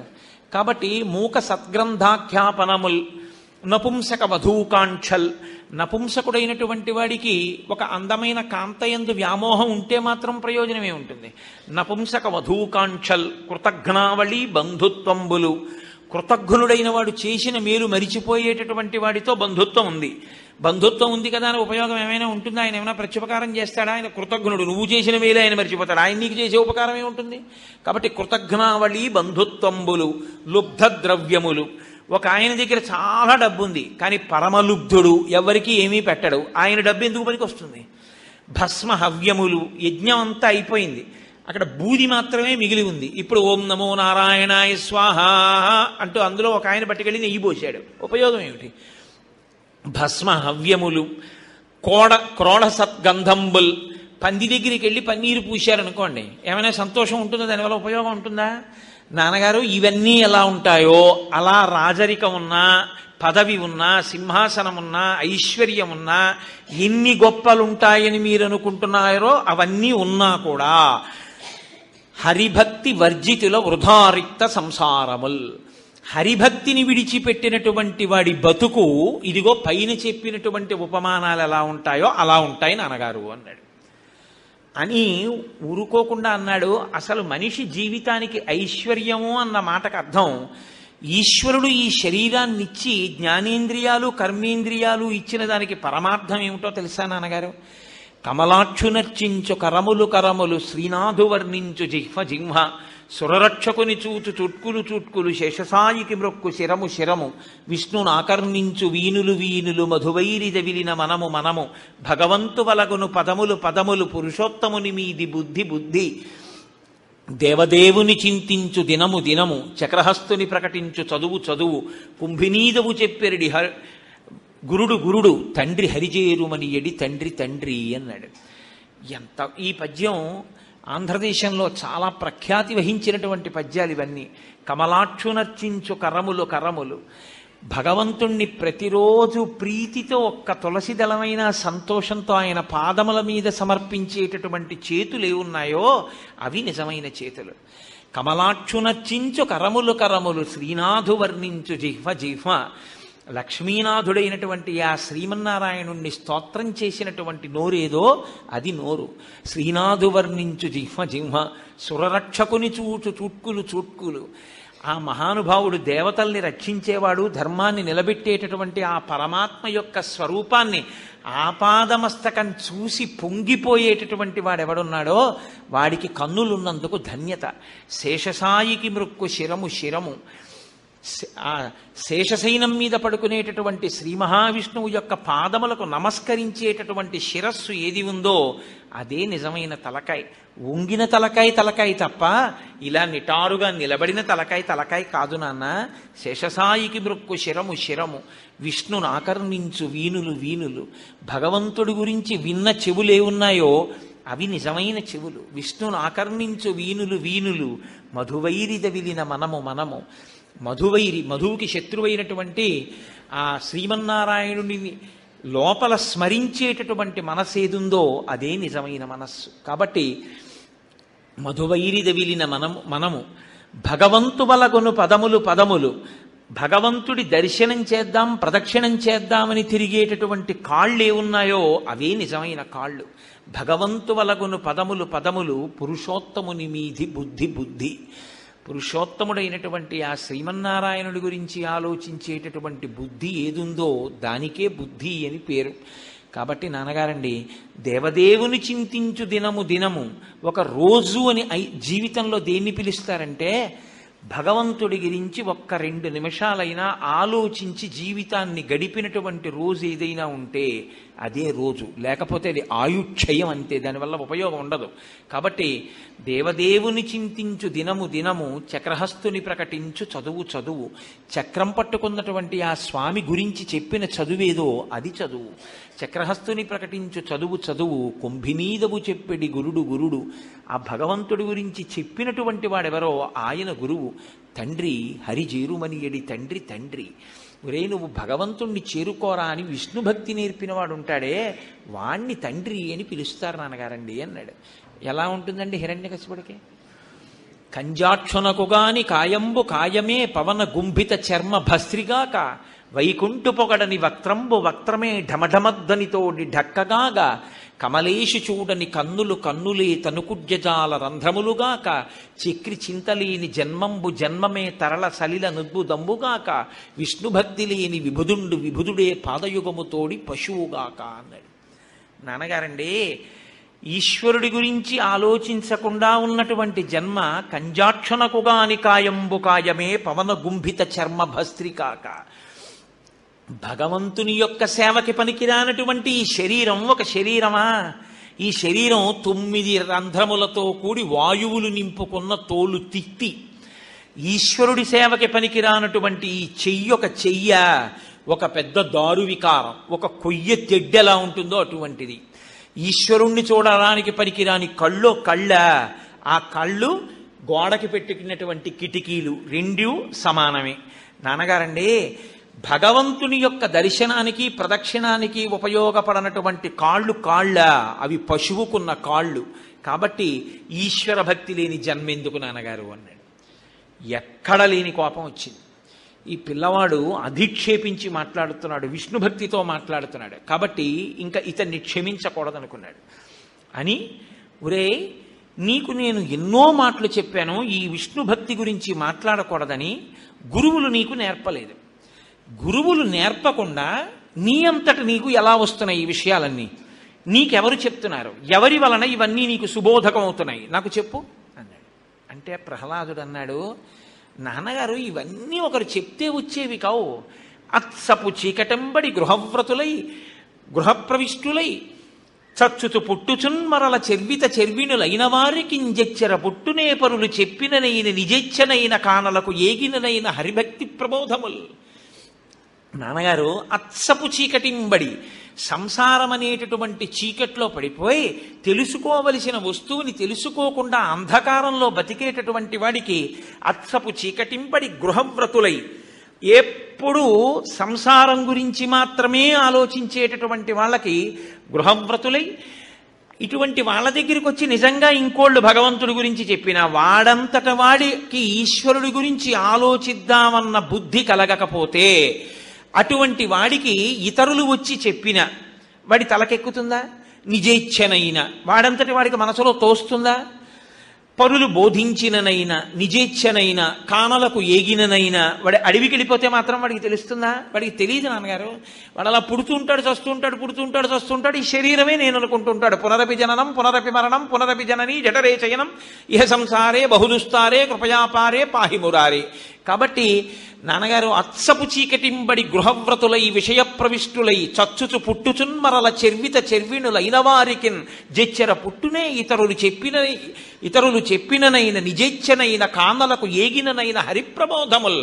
అటువంటి వాళ్ళకి చీకట్లో పడి పుట్టి చచ్చి ఇదే నేను అనుకుని శరీరం వంక చూసి వ్యామోహంతో సంసారంలో బతికి ఆఖరికి శరీరాలు విడిచిపెట్టి మళ్ళీ పుచ్చుకోవడానికి అలవాటు పడిపోయినటువంటి జీవులకి ఒకరు చెప్తే మాత్రం వస్తుందా నాన్న? నా అంతవాణ్ణి నేనంటాడు కానీ అర్థం అవుతుందా? ఏమిటి పిచ్చి నాన్న, చెప్తే వస్తుంది అనుకుంటున్నావా? ఈశ్వరానుగ్రహం ఉంటే, తెలుసుకోవాలన్న జిజ్ఞాస ఉంటే ఇలాంటివి తెలుస్తాయి నాన్న అన్నాడు. ఇది ఎవరి మీదకి వెళ్ళిపడింది ఈ పిడుగు? ఎక్కడ లేని క్రోధం వచ్చింది హిరణ్యకశిపుడికి. ఈ పిల్లవాడు చెప్పిన మాట వింటలేదు కాబట్టి ఈ పిల్లవాడిని వెంటనే సంహరించండి అన్నాడు. కడుపున పుట్టినటువంటి కొడుకుని సంహరించమని ఎవరనరు, కానీ విష్ణుభక్తి కలిగినటువంటి పిల్లవాణ్ణి సహించలేక ఈ పిల్లవాణ్ణి చంపేయండి అన్నాడు. తను చావకుండా వరాలు కోరుకున్నాడు. ఇప్పుడు ఈ పిల్లవాణ్ణి చంపేయమన్నాడు. ఆ పిల్లవాణ్ణి తీసుకెళ్లారు రాక్షసులు, శూలాలతో పొడుస్తున్నారు. కంచికామకోటి పీఠాధిపతులు చంద్రశేఖర పరమాచార్య స్వామి వారు సన్యాసం స్వీకరించగానే ఆయనకి పాఠాలు నేర్పడం కోసమని దూరంగా ఒక పల్లెటూరు తీసుకెళ్లి అక్కడ కూర్చోపెట్టి గురువులు ఆయనకి పాఠం చెప్పారు. ఎందుకంటే ఆయన 13వ ఏటే సన్యాసం తీసుకోవాల్సి వచ్చింది అనుకోని పరిస్థితుల్లో. అప్పటికి ఆయనకి ఏమీ రాదు పాపం, ఆయనే చెప్పుకున్నారు. అందుకని గురువులు అక్కడికి తీసుకెళ్లి కూర్చోపెట్టి నేర్పడం మొదలుపెట్టారు. ఆయన మొట్టమొదట భాగవతం విన్నప్పుడు ఆయన చెప్పుకున్నారు, నాకన్నిటికన్నా నా జీవితంలో నన్ను కదిపేసినటువంటి పద్యం ఇదే అని చెప్పుకున్నారు భాగవతంలో. తన్ను నిశాచరుల్ పొడువ దైత్యకుమారుడు మాటిమాటికో పన్నగశాయి ఓ ధనుజభంజన ఓ జగదీశ ఓ సర్వాపన్న శరణ్య అంచు నుతిగించు కాని తా కన్నుల నీరుతాడు భయకంప సమేతుడు కాడు భూవరా. దయతో చూసేట రాక్షసుల వంక, పాపం వాళ్ళకేం తెలియదు, పిచ్చివాళ్ళు ఇలా ప్రవర్తిస్తున్నారు అనుకున్నట్టు. తనని చంపుదామనుకున్న వాళ్ళ మీద కూడా దయ చూపించినటువంటి ఆ ప్రహ్లాదుని యొక్క గుణములకు నేను ముగ్ధుణ్ణయ్యాను గురువులు చెప్తుంటే అన్నారు పరమాచార్య స్వామి. కాబట్టి తన్ను నిశాచరుల్ పొడువ తీసుకొచ్చి శూలాలతో పొడుస్తున్నారు, గదలతో ప్రహారం చేస్తున్నారు, కత్తులతో నరుకుతున్నారు పిల్లాన్ని, విషాన్నం పెడుతున్నారు, పావులతో కరిపిస్తున్నారు, ఏనుగులతో తొక్కిస్తున్నారు, అగ్నిహోత్రంలో తోస్తున్నారు, ఆభిచారిక హోమాలు ప్రయోగిస్తున్నారు, కొండ శిఖరాల మించి కిందకి దొల్లించేస్తున్నారు, ఇనప ముళ్ళ మధ్యలో పడుకోపెట్టి వాటితో నొక్కుతున్నారు, నవరంధ్రములను మూసేసి ఊపిరాడకుండా చేస్తున్నారు, అన్నం పెట్టడం మానేశారు, చీకటి కొట్లో పారేశారు, మంచినీళ్ళు ఇవ్వడం మానేశారు, కొరడాలతో కొట్టారు. ఇన్ని చేస్తున్నా ఆయన మాత్రం తన ఎదురుగుండా తనని బాధించడానికి వచ్చినటువంటి వాళ్ళల్లో, వాళ్ళు పొడుస్తున్న శూలంలో, ఆయన మీద ఎత్తిన కత్తిలో అంతటా విష్ణువునే చూసి తన్ను నిశాచరుల్ పొడువ దైత్యకుమారుడు మాటిమాటి కోపన్నగశాయి ఓ ధనుజభంజన ఓ జగదీశ ఓ సర్వాపన్న శరణ్య అంచు నుతియించు కాని తా కన్నుల నీరుతాడు భయకంప సమేతుడు కాడు భూవరా. కనీసం ఇలా చెయ్యడ్డెట్టుకోడు. కత్తిలో విష్ణువే, గదలో విష్ణువే, పావులో విష్ణువే, ఆఖరికి తనని శిఖరం నుంచి కిందకి తోసేస్తుంటే శిఖరం విష్ణువే, ఆ కింద పడిపోతున్నప్పుడు ఆకాశం విష్ణువే, భూమి విష్ణువే, గద విష్ణువే, తనని కొడుతున్నటువంటి కొరడా విష్ణువే, కొడుతున్నవాడు విష్ణువే, అంతటా బ్రహ్మమునే చూసి ఓ నా స్వామి ఇన్నిగా కనపడుతున్నాడని రమించిపోయి బ్రహ్మజ్ఞానవేత్త అయి ఆనందపడిపోతూ చూశారు. ఓ మాట అంటుంటారు, ద్వంద్వం అనేటటువంటి మాట లేకుండా, రెండన్నటువంటి మాట లేకుండా, తనకి సుఖము దుఃఖము, తనకి అనుకూలంగా ఉన్నవాడు విరోధంగా ఉన్నవాడు, ఈ రెండు భావనలు మర్చిపోయి వృషద్విచిత్ర తల్పయో భుజంగముక్తిక స్రజో గరిష్టరత్నలోష్టయో తురుద్విపక్షపక్షయో తృణారవింద చిట్లుషో ప్రజామహీ మహేంద్రయో సమప్రవర్తయన్మన కదా సదాశివం భజే అన్నట్లుగాను సమమైనటువంటి ప్రవర్తనతో అంతటా శ్రీమన్నారాయణుణ్ణి చూసి ఎవరైనా శూలం పెట్టి ఇలా పొడుస్తుంటే చెయ్యడ్డెట్టుకుంటారు. కనీసం చెయ్యి కూడా అడ్డు పెట్టుకోకుండా ఓ శ్రీమన్నారాయణుడు నా గుండెల్లోకి వస్తున్నాడని నిలబడిపోతే శూలాలు పెట్టి పొడిచారు చావడం, గదలు పెట్టి కొట్టారు చావడం, విషాన్నం పెట్టారు జీర్ణమైపోతోంది, అగ్నిహోత్రంలో పడేశారు కాలడం, నీటిలో తోసేశారు తడబడు, నవరంధ్రములు మూసేశారు మరణించడు, ఉక్కిరి బిక్కిరి కాడు. అసలు హిరణ్యకశిపుడికి పిల్లాడు ఎలా చచ్చిపోతాడని బెంగట్టుకుంది. తాను చచ్చిపోకూడదని తపస్సు చేశాడు, ఈ పిల్లవాడు ఎలా చచ్చిపోతాడని బెంగపెట్టుకున్నాడు. అంటే ఆయన ఎంత విష్ణు భక్తి తత్పరుడై, అంటే ఇప్పుడు అన్నిటినీ ఎవరు పుచ్చుకుంటున్నట్టు? ఇవన్నీ విష్ణువే పుచ్చుకుంటున్నారు. ఆయనకి విష్ణువుగానే లోకం కనిపిస్తోంది, ఇంకొకటి లేదు ఆయనకి.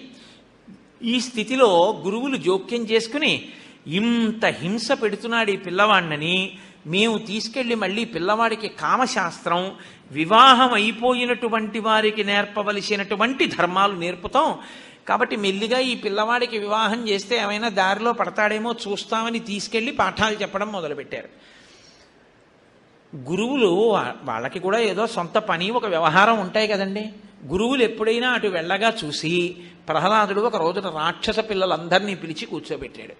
కూర్చోపెట్టి వాళ్ళందరికీ ఆయన బోధ మొదలెట్టాడు. రే నాయనా, మీ జన్మ పాడైపోతోందిరా, గురువుగారు చెప్పినటువంటి పాఠాలు మీరు వింటున్నారు, కానీ ఆయన దగ్గర ఉన్న గొప్ప గుణం ఏమిటో తెలుసా అండి? గురువుగారు పాఠం చెప్తుంటే గురువుగారిని మాత్రం మీరు ఇలాంటివి చెప్పకూడదు అనేవాడు కాదు.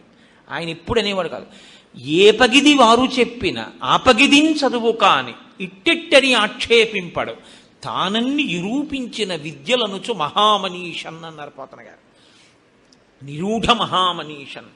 ఆయన గురువుగారు చెప్పకూడని పాఠం చెప్తున్నా, ధర్మ వ్యతిరేకమైన బోధ చేస్తున్నా, హిరణ్యకశిపుడే సర్వస్వం, అసలు భగవంతుణ్ణి కొలవకూడదు అని చెప్తున్నా, ఏ పగిది వారు చెప్పినా ఆ పగిదిని చదువు కాని, వాళ్ళు ఎలా చెప్తున్నారో అలాగే చదివేవాడంతే. గురువు గారిని మనం అధిక్షేపించకూడదు. కాబట్టి గురువుల్ని మాత్రం ఎప్పుడు అధిక్షేపించేవాడు కాదు.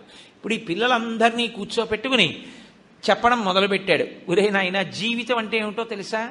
100 సంవత్సరములు ఉంటుంది. 100 సంవత్సరములలో ప్రతి మనిషి కూడా 12 గంటలు పగలు ఉంటే 12 గంటలు రాత్రి ఉంటుంది. కాబట్టి జీవితంలో సగభాగం ప్రతివాడు నిద్రపోతాడు. కాబట్టి 50 సంవత్సరాలు నిద్రకు వెళ్ళిపోయాయి. ఇంకా మిగిలినటువంటిది 50 ఏళ్ళు. ఈ 50 ఏళ్లలో అమాయకత్వం, శిశుత్వం, బాల్యం, వీటికి 25 ఏళ్ళు పోతుంది.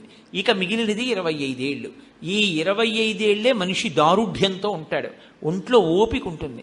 కానీ ఈ ఓపిక ఉన్న సమయాన్ని భగవంతుణ్ణి అధిక్షేపించడానికి, ధర్మశాస్త్రాల్ని వ్యతిరేకించడానికి, ఈశ్వరుడు పెట్టినటువంటి నియతితో కూడిన వేదాన్ని అతిక్రమించి ప్రవర్తించడానికి మనం ఉపయోగిస్తే మనం భయంకరమైన స్థితిలోకి వెళ్ళిపోతాం.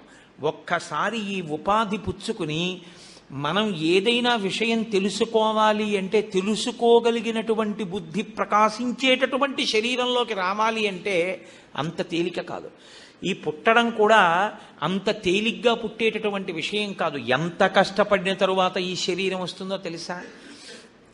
9 నెలలు కటిక చీకట్లో అమ్మ కడుపులో అలా పడుకుని ఉండాలి. 9 మాసంబులు తల్లి గర్భమున నానారోతలంచిక్కి నాకు అవకాశం విషుమంతలేక పడితిన్హ కష్టముల్ భీతితో 9 మాసంబు ఘటిల్లే చాలునిక ఆ గర్భవాసము నివసింపున్ పని తీర్చి కావుమికనన్ నీ సత్కృపం శంకర. ఈశ్వర, చీకటి, తల పైకి తల కిందకి, కాళ్ళు పైకి, అక్కడే మలమూత్ర విసర్జనం, నాభిగొట్టంలోంచి అమ్మ తిన్నదే లోపలికి వెళ్ళడం, లోపల పడిశం పట్టడం, దగ్గు రావడం, అతిసారం రావడం, ఆ మలమూత్రముల్లోంచి పుట్టినటువంటి క్రిములు కురికేస్తుండడం, ఇన్ని బాధలు పడ్డాము. ఇన్ని బాధలు పడి లోపల శరీరం పెరిగిపోతే అమ్మ కడుపు ఇరుగ్గా ఉండి అటు ఇటు కదలడానికి చోటు లేక ఒళ్ళు తిమ్మిర్లెక్కిపోతే కళ్ళు తెరిచి చూద్దామంటే గాఢాంధకారం. అటువంటప్పుడు ఈశ్వరుణ్ణి ప్రార్థన చేస్తే మహానుభావుడు ప్రసూతి వాయువై బయటికి తోసేశాడు. ఈ ఒక్కసారి శరీరం ఇవ్వవయ్యా, దీంతో నిన్ను సేవించి నిన్ను చేరుకుంటానంటే బయటికి వచ్చాడు. మలమూత్రంబులతో మహాభయముతో మాతృస్తనాపేక్షతో చలమూర్ఖత్వముతో సదాభ్రమతతో చాంచల్య చిత్తంబుతో బరువైనట్టి కపజ్వర గ్రహ మహాబాల్యామయ శ్రేణితో కలనైనంచ తమ చింతలేక చెడితిన్ కామ్యార్థినై శంకర. పుట్టిన తరువాత మళ్ళీ మలమూత్రంబులతో అమ్మ ఓ పక్కేసి అక్కడ పడుకోబెడుతుంది. అక్కడే మల విసర్జన చేస్తాడు, అక్కడే మూత్ర విసర్జన చేస్తాడు. ఆ మలమూత్రాల్లోనే ఆడుకుంటాడు, దాన్నే పట్టుకుంటాడు, దాన్నే నలుపుతాడు, దాన్నే నోట్లో పెట్టేసుకుంటాడు. మలమూత్రంబులతో మహాభయముతో చిన్న చప్పుడైతే ఉలిక్కి పడిపోతాడు. మాతృస్తనాపేక్షతో ఎప్పుడు అమ్మ స్తన్యాన్ని తాగుదామనేటటువంటి ధోరణిలో ఉంటాడు. చల మూర్ఖత్వముతో, మూర్ఖత్వంతో ఏదైనా ఇవ్వకపోతే చాలు ఏడుస్తాడు.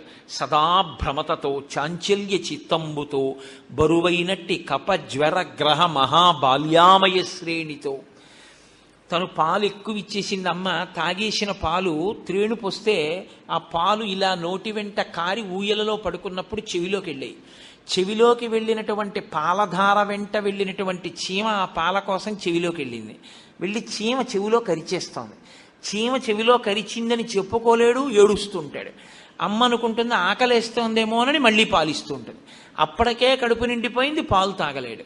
చెవిలో చీమ కరుస్తోందమ్మా అని చెప్పలేడు. ఈ చెయ్యి తీసి చెవి మీద వేసుకోలేడు. జ్వరంగా ఉంటుంది, అమ్మ నాకు జ్వరం అని చెప్పలేడు. ఒంట్లో పడిశం పట్టేస్తుంది, ముక్కు కారిపోతూ ఉంటుంది, ఒళ్ళంతా నొప్పులుగా ఉంటుంది, అమ్మ నాకు ఒళ్ళు నొప్పులుగా ఉందమ్మా అని చెప్పలేడు. బరువైనట్టి కప జ్వర గ్రహ మహాబాల్యామయ శ్రేణితో కలనైనంచి తమ చింతలేక చెడితిన్ కామ్యార్థినై శంకర. ఆ బాల్యం అంతా అలా గడిచిపోయింది.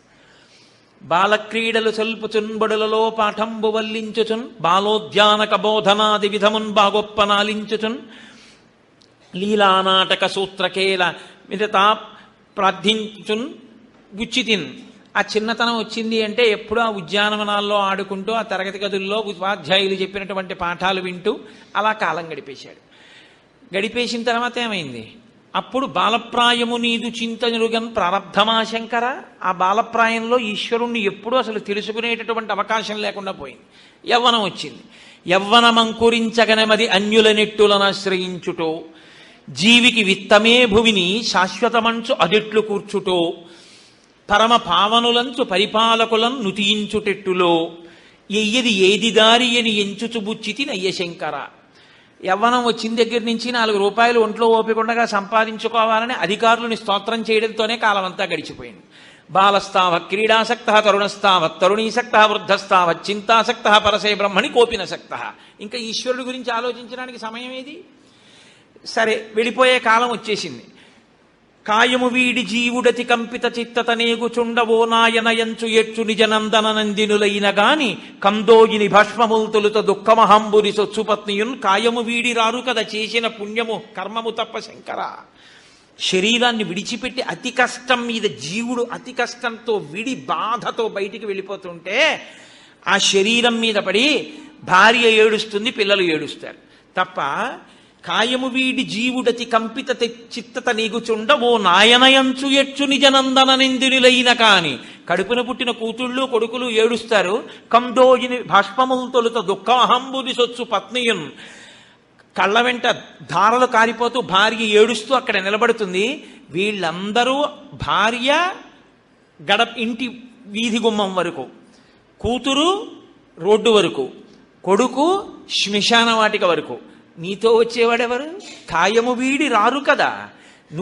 వాళ్ళు వాళ్ళ శరీరాలను విడిచిపెట్టి నీతో రారుగా. చేసిన కర్మము పుణ్యము తప్ప శంకర.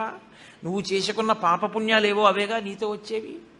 కాబట్టి సమయం అయిపోతోందిగా, 100 ఏళ్లేగా. 100 ఏళ్లలో చాలా కాలం అయిపోయిందిగా, వృధా అయిపోయిందిగా. మరి ఇంకా ఏముంటుందని మీరు ఇలాగా కాలాన్ని గడిపేస్తున్నారా? బంగారపు రజను మట్టిలోనే దొరుకుతుంది, గనిలో.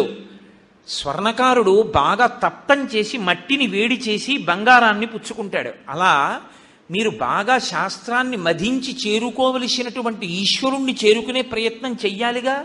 మీరు చేసేటటువంటి కర్మల వలన అర్థం వస్తుంది, కామము తీరుతుంది. కానీ మోక్షము రావాలి అంటే జ్ఞానం ఒక్కటే సాధనం. ఆ జ్ఞానము కలగాలి అంటే శాస్త్రాన్ని అధ్యయనం చెయ్యవలసి ఉంటుందిగా. మనకి గురువుగారు నేర్పుతున్నటువంటి శాస్త్రం మనకి మోక్షాన్ని అందించగలిగినటువంటి శాస్త్రం కాదు కదా. కాబట్టి మీరు ఇప్పటికైనా ఈశ్వరుడు గురించి తెలుసుకునేటటువంటి ప్రయత్నం చెయ్యండి.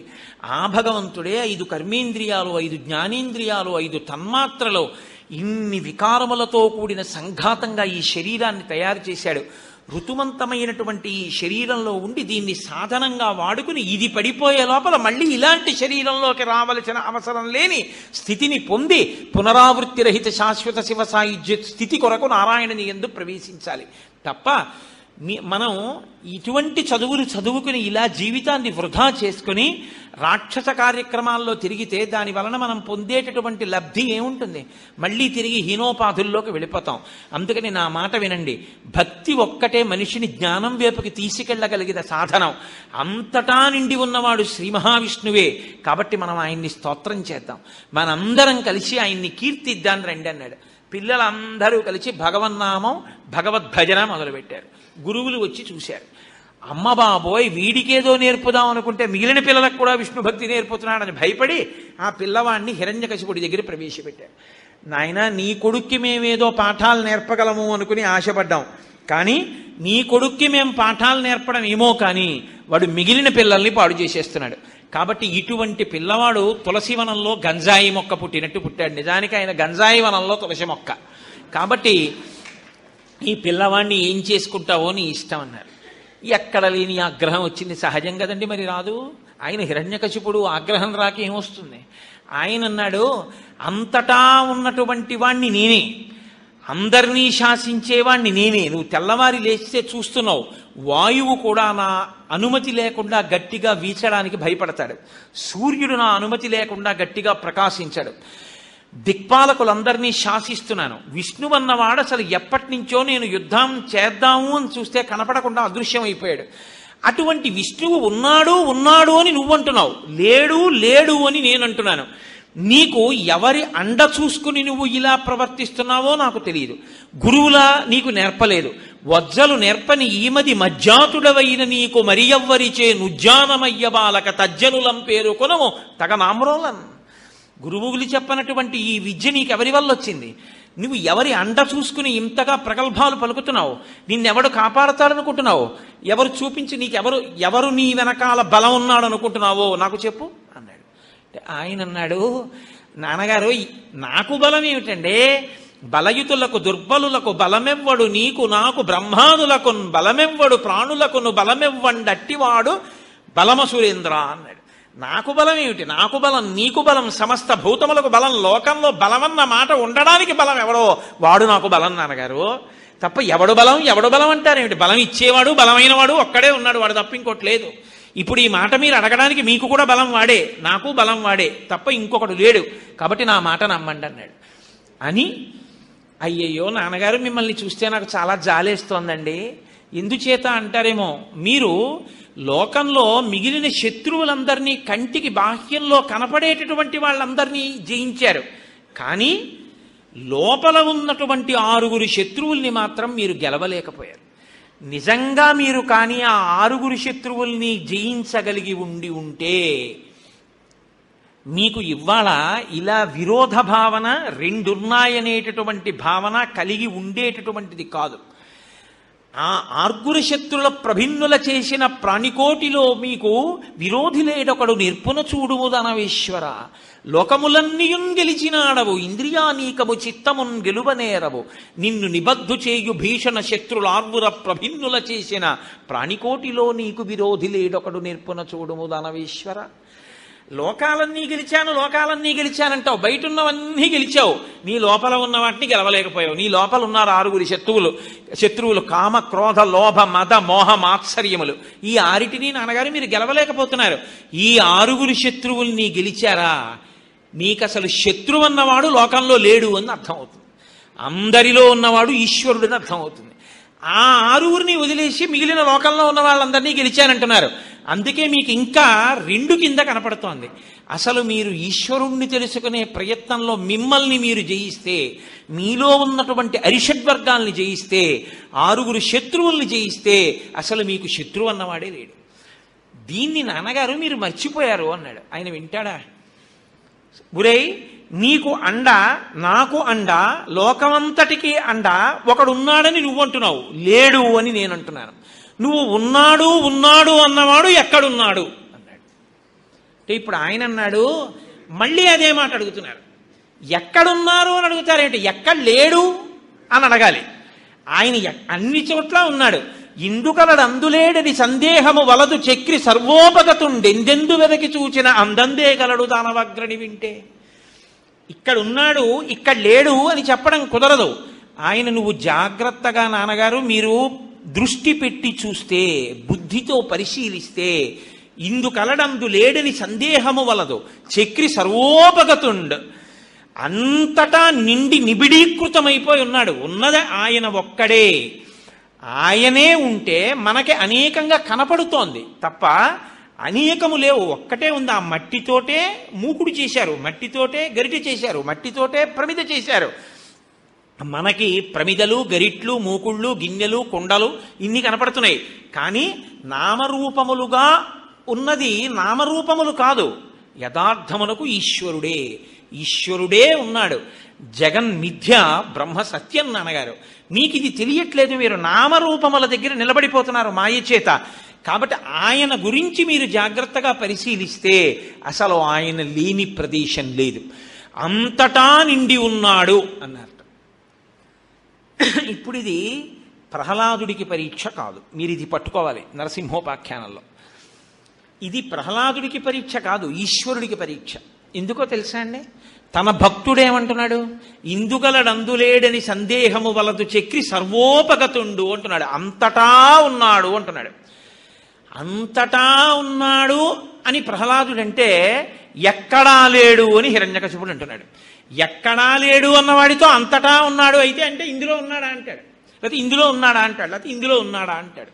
ఏదైనా చూపించవచ్చు. ఈ చూపుడు వేలు దేని మీదకైనా వెళ్ళి నిలబడచ్చు. ఆయన చూపుడు వేలు దేని మీద నిలబడుతుందో దాంట్లోంచి సాకారంగా బయటికి రావాలి. సగుణ నిర్గుణాసాత్ ద్విధా ప్రోక్త మనీషిభి సగుణ రాగిభి సేవ్య నిర్గుణాతుర్ విరాగిభి అంటారు వ్యాసుల వారి దేవి భాగవతంలో. నిర్గుణమై నిరంజనమై అఖిల ప్రపంచంలోనూ కూడా వ్యాపించి ఉన్నటువంటి పదార్థము ఏది ఉన్నదో ఆ పదార్థము ఇప్పుడు ఒక రూపంతో పైకి వచ్చి కనపడాలి. ఇప్పుడు అది ఒక రూపంతో వచ్చి కనపడింది అనుకోండి, ఏ రూపంతో పడితే ఆ రూపంతో రాకూడదు. ఎందుకని? ఆయనకి వరాలున్నాయి. అవి సామాన్యమైనటువంటి వరాలేం కాదు. గాలిన్ కుంభిని అగ్ని అంబువుల ఆకాశస్థలిన్ దిక్కులన్ రేలన్ ఘస్రములం తమ ప్రభల భూరిగ్రాహ వ్యాళాదిత్య నరాది జంతు కలహ వ్యాప్తిన్ సమస్త్రాస్త్ర శస్త్రాళిన్ మృత్యువు లేని జీవనము లోకాధీశ ఇప్పించవే. వీటికి అన్నిటికీ మినహాయింపుగా రావాలి. వచ్చి హిరణ్యకశిపుణ్ణి మట్టు పెట్టాలి. కాబట్టి అన్ని చోట్ల ఉన్నాడు అని ప్రహ్లాదుడు అంటున్నాడు, ఎక్కడా లేడు అని హిరణ్యకశిపుడు అంటున్నాడు. ఇప్పుడు హిరణ్యకశిపుడి చూపుడు వేలు ఎక్కడికొచ్చాగుతుందో అక్కడి నుంచి బయటికి రావాలి భగవంతుడు. కాబట్టి ఇప్పుడు ముందెవరు సిద్ధపడ్డారట? ఆయన వచ్చేయడం కోసమని ఈ బ్రహ్మాండమంతటా ఒక ఆకృతిని ధరించి సిద్ధంగా ఉన్నట్ట. చూపుడు వేలు ఎక్కడాగితే అక్కడి నుంచి బయటికి రావాలని. హరి సర్వాకృతులంకలండనుచు ప్రహ్లాదుండు భాషింప ఎందును లేడు లేడనుచు దైత్యుండు తర్జింప శ్రీనరసింహాకృతి దాల్చనచ్యుతుడు నానాజంగమ స్థావరోత్కర గర్భంబుల అన్ని దేశముల ఉద్దండ ప్రభావంబునన్. అంతటా ఉన్నాడు అని ప్రహ్లాదుడు అంటున్నాడు, లేడు అని హిరణ్యకశిపుడు అంటున్నాడు. ఈ సమస్త బ్రహ్మాండము ఒక పెద్ద నారసింహం అయిపోయింది. ఇప్పుడు చూపుడు వేలు ఎక్కడ పెడతాడో అక్కడి నుంచి ఆ నృసింహాకృతి బయటికి రావడానికి సిద్ధంగా ఉంది. ఇప్పుడు బ్రహ్మాండముగా లేదు, బ్రహ్మాండమే ఒక నృసింహాకృతిని పొందిందిట. ఇది పోతన గారి యొక్క దర్శనం మహానుభావుడిది. కాబట్టి ఎందును లేడు లేడనుచు దైత్యుండు తర్జింప శ్రీనరసింహాకృతి దాల్చనచ్యుతుడు నానాజంగమ స్థావరోత్కర గర్భంబుల అన్ని దేశములను దండ ప్రభావంబునన్. జంగమములు స్థావరములు అంతా కూడా ఒక పెద్ద నరసింహస్వామి యొక్క ఆకృతితో ఉంది. వేలెక్కడ పెడతాడో అక్కడి నుంచి అది బయటికి వస్తుంది. ఇప్పుడు ఆయన ఒక స్తంభాన్ని చూపించాడు హిరణ్యకశిపుడు, ఇందులో ఉన్నాడా అన్నాడు. ప్రహ్లాదుడు నవ్వి అన్నాడు, అందులో అంటావేమిటి, ఇందులోనైనా ఉన్నాడన్నాడు. అయితే బయటికి రమ్మను అని కత్తి పట్టుకుని గబగబా సింహాసనం నుంచి కిందకి దిగొచ్చి తన అరిచేతితో ఒక్కసారి ఆ స్తంభం మీద కొట్టాడు. అంతే, దిక్కులు పిక్కటిల్లేటటువంటి ఒక భయంకరమైనటువంటి ధ్వని వచ్చి ఈ భూమిని మోసేటటువంటి 8 దిగ్గజములు ఉలిక్కి పడ్డాయిట. సమాధినిష్టలో ఉన్నటువంటి బ్రహ్మగారు ఉలిక్కి పడ్డారు. దశ దిశలు వ్యాపించేటట్టుగా ఒక గొప్ప తేజస్సు అందులోంచి ప్రకాశించింది. స్తంభం బద్దలై అందులోంచి ఒక పెద్ద నారసింహం బయటికి వచ్చింది. పైకి సింహస్వరూపం, కింద మనిషి స్వరూపం. నడుము పట్టుకుంటే పిడికిటితో పట్టుకోవడానికి వీలైనంత సన్నని నడుము, దానికి పెట్టుకున్నటువంటి ఒక పెద్ద వడ్డాణం, దానికి ఉన్నటువంటి చిరుగంటలు, ఆ గంటలు మోగుతున్నాయి. కట్టుకున్నటువంటి గొప్ప పట్టుపుట్టం, కొండచర్య లాంటి విశాలమైనటువంటి వక్షస్థలం, 3 గీతలతో ఉన్నటువంటి కంబుకంఠం, శిలలు ఎలా ఉంటాయో అటువంటి గొప్ప గొప్ప గండశైలముల వంటి బుగ్గలు, కానీ నునుపుదేరి లావణ్యంతో ప్రకాశిస్తున్నాయి. విశాలమైనటువంటి పాలభాగం, దాని మీద నవరత్న ఖచ్చితమైనటువంటి కిరీటం, అనేకమైనటువంటి బాహువులు, శంఖ చక్ర గదా పద్మ తోమరము శూలము మొదలైనటువంటి ఆయుధాలు పట్టుకుని ఉన్నాడు. మహానుభావుడు భుజకీర్తులు పెట్టుకున్నాడు, కేయూరములు పెట్టుకున్నాడు, కంకణములు పెట్టుకున్నాడు. పాదములకు పెట్టుకున్నటువంటి అందెలు గొప్ప ధ్వని చేస్తున్నాయి. చేతిలో గద పట్టుకున్నాడు. పైన పెద్ద జూలు, సింహం యొక్క ముఖం. ఇలా నోరు తెరిచి చూస్తే నాలుక బయటికి పెద్ద త్రాచుపాం వేలాడినట్టు వేట్లాడుతోంది. ఆ కోరల యొక్క కాంతుల చేత దిక్కులు తెలియట్లేదు.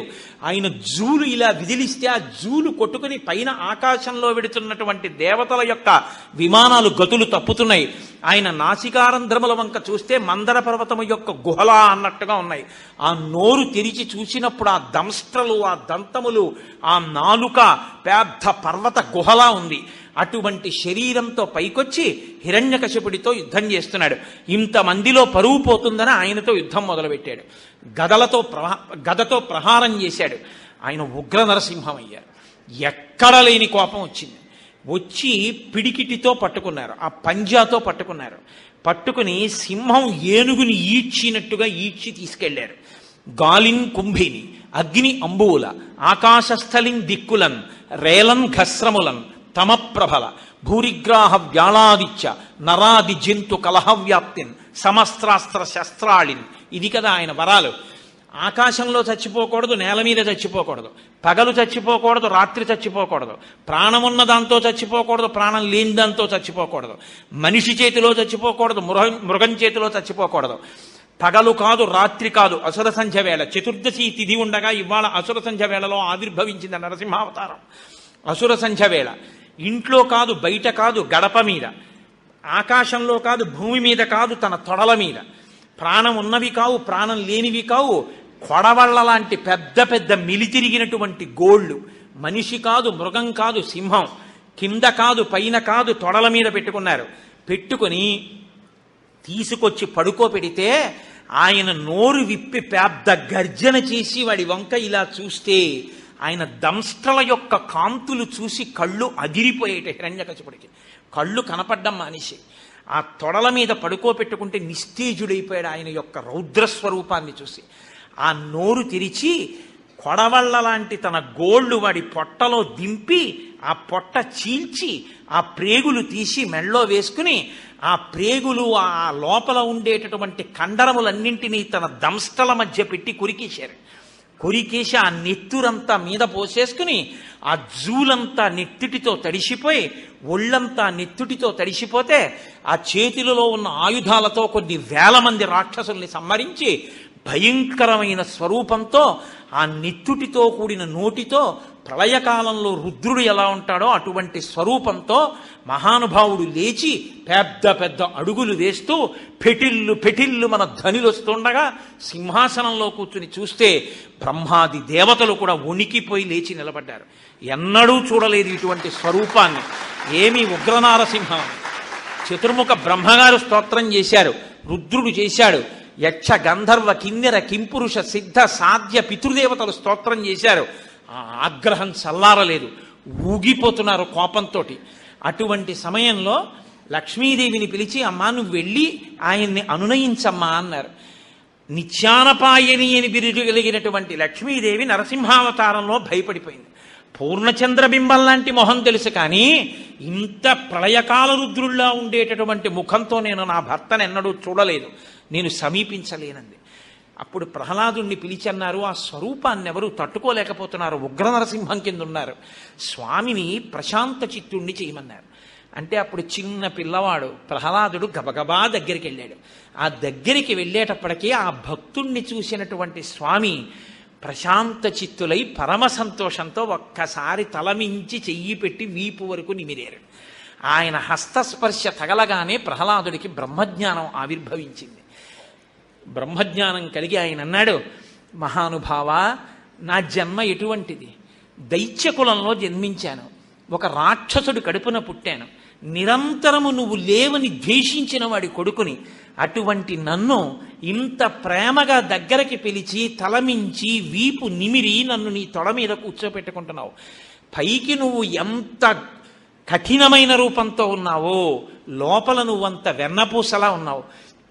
ఈ బ్రహ్మాది దేవతలు నిన్ను చూసి భయపడతారేమో, నేను మాత్రం నిన్ను చూసి భయపడను. ఎందుకో తెలుసా? నీకన్నా భయంకరమైనది ఒకటి నాకు తెలుసు, దాని ముందు నీ రూపం ఎంత అన్నాడు. ఆశ్చర్యపోయారు నరసింహస్వామి. నాకన్నా భయంకరమైనదా? అవును స్వామి, సంసారము నీకన్నా భయంకరమైన రూపం కలిగింది, దాని ముందు ఈ రూపం ఎంత? నాకు భయం లేదు. సంసారమనే సముద్రంలో పడిపోయిన వాణ్ణి ఉద్ధరించగలిగినటువంటి దయాళువు నువ్వు. నిన్ను స్తోత్రం చేసిన వాళ్ళని, నీ యందు భక్తి కలిగినటువంటి వాళ్ళని నిరంతరం కాపాడేటటువంటి స్వభావం ఉన్నవాడివి. ఇన్ని అకృత్యములు చేసినా నువ్వు నా తండ్రిని ఇబ్బంది పెట్టకుండా ఇన్నాళ్లకి కడతీర్చావు.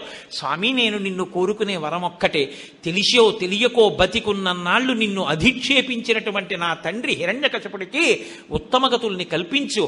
ఆయన యొక్క ఆత్మ పరిశుద్ధమైనటువంటి స్థితిని పొందేటట్టుగా నీవు అనుగ్రహించు అన్నారు.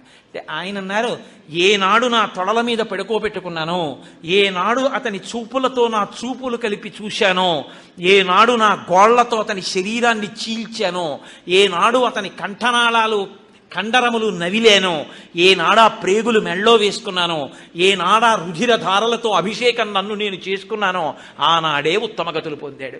ఆనాడే అతని పాపాలన్నీ పటాపంచలైపోయాయి. ఇప్పుడు నీ తండ్రికి ప్రేత సంస్కారం చేసి అంత్యేష్టి సంస్కారాన్ని పూర్తి చేయి.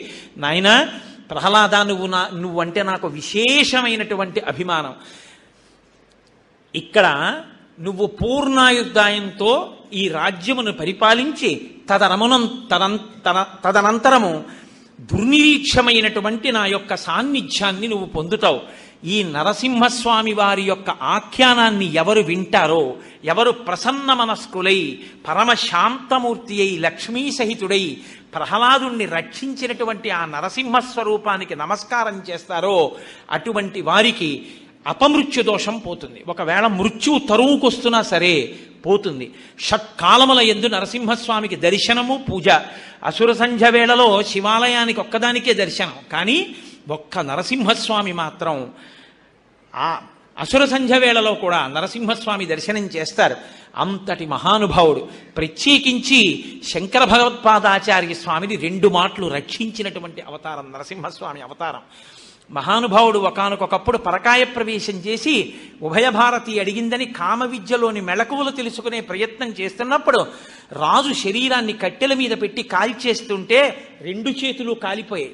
అప్పుడు పద్మపాదాచార్యుల వారు వెళ్ళి స్తోత్రం చేస్తే శంకర భగవత్పాదులు తిరిగొచ్చి మళ్ళీ తన శరీరంలోకి తాను వెడదాం అనుకున్నారు.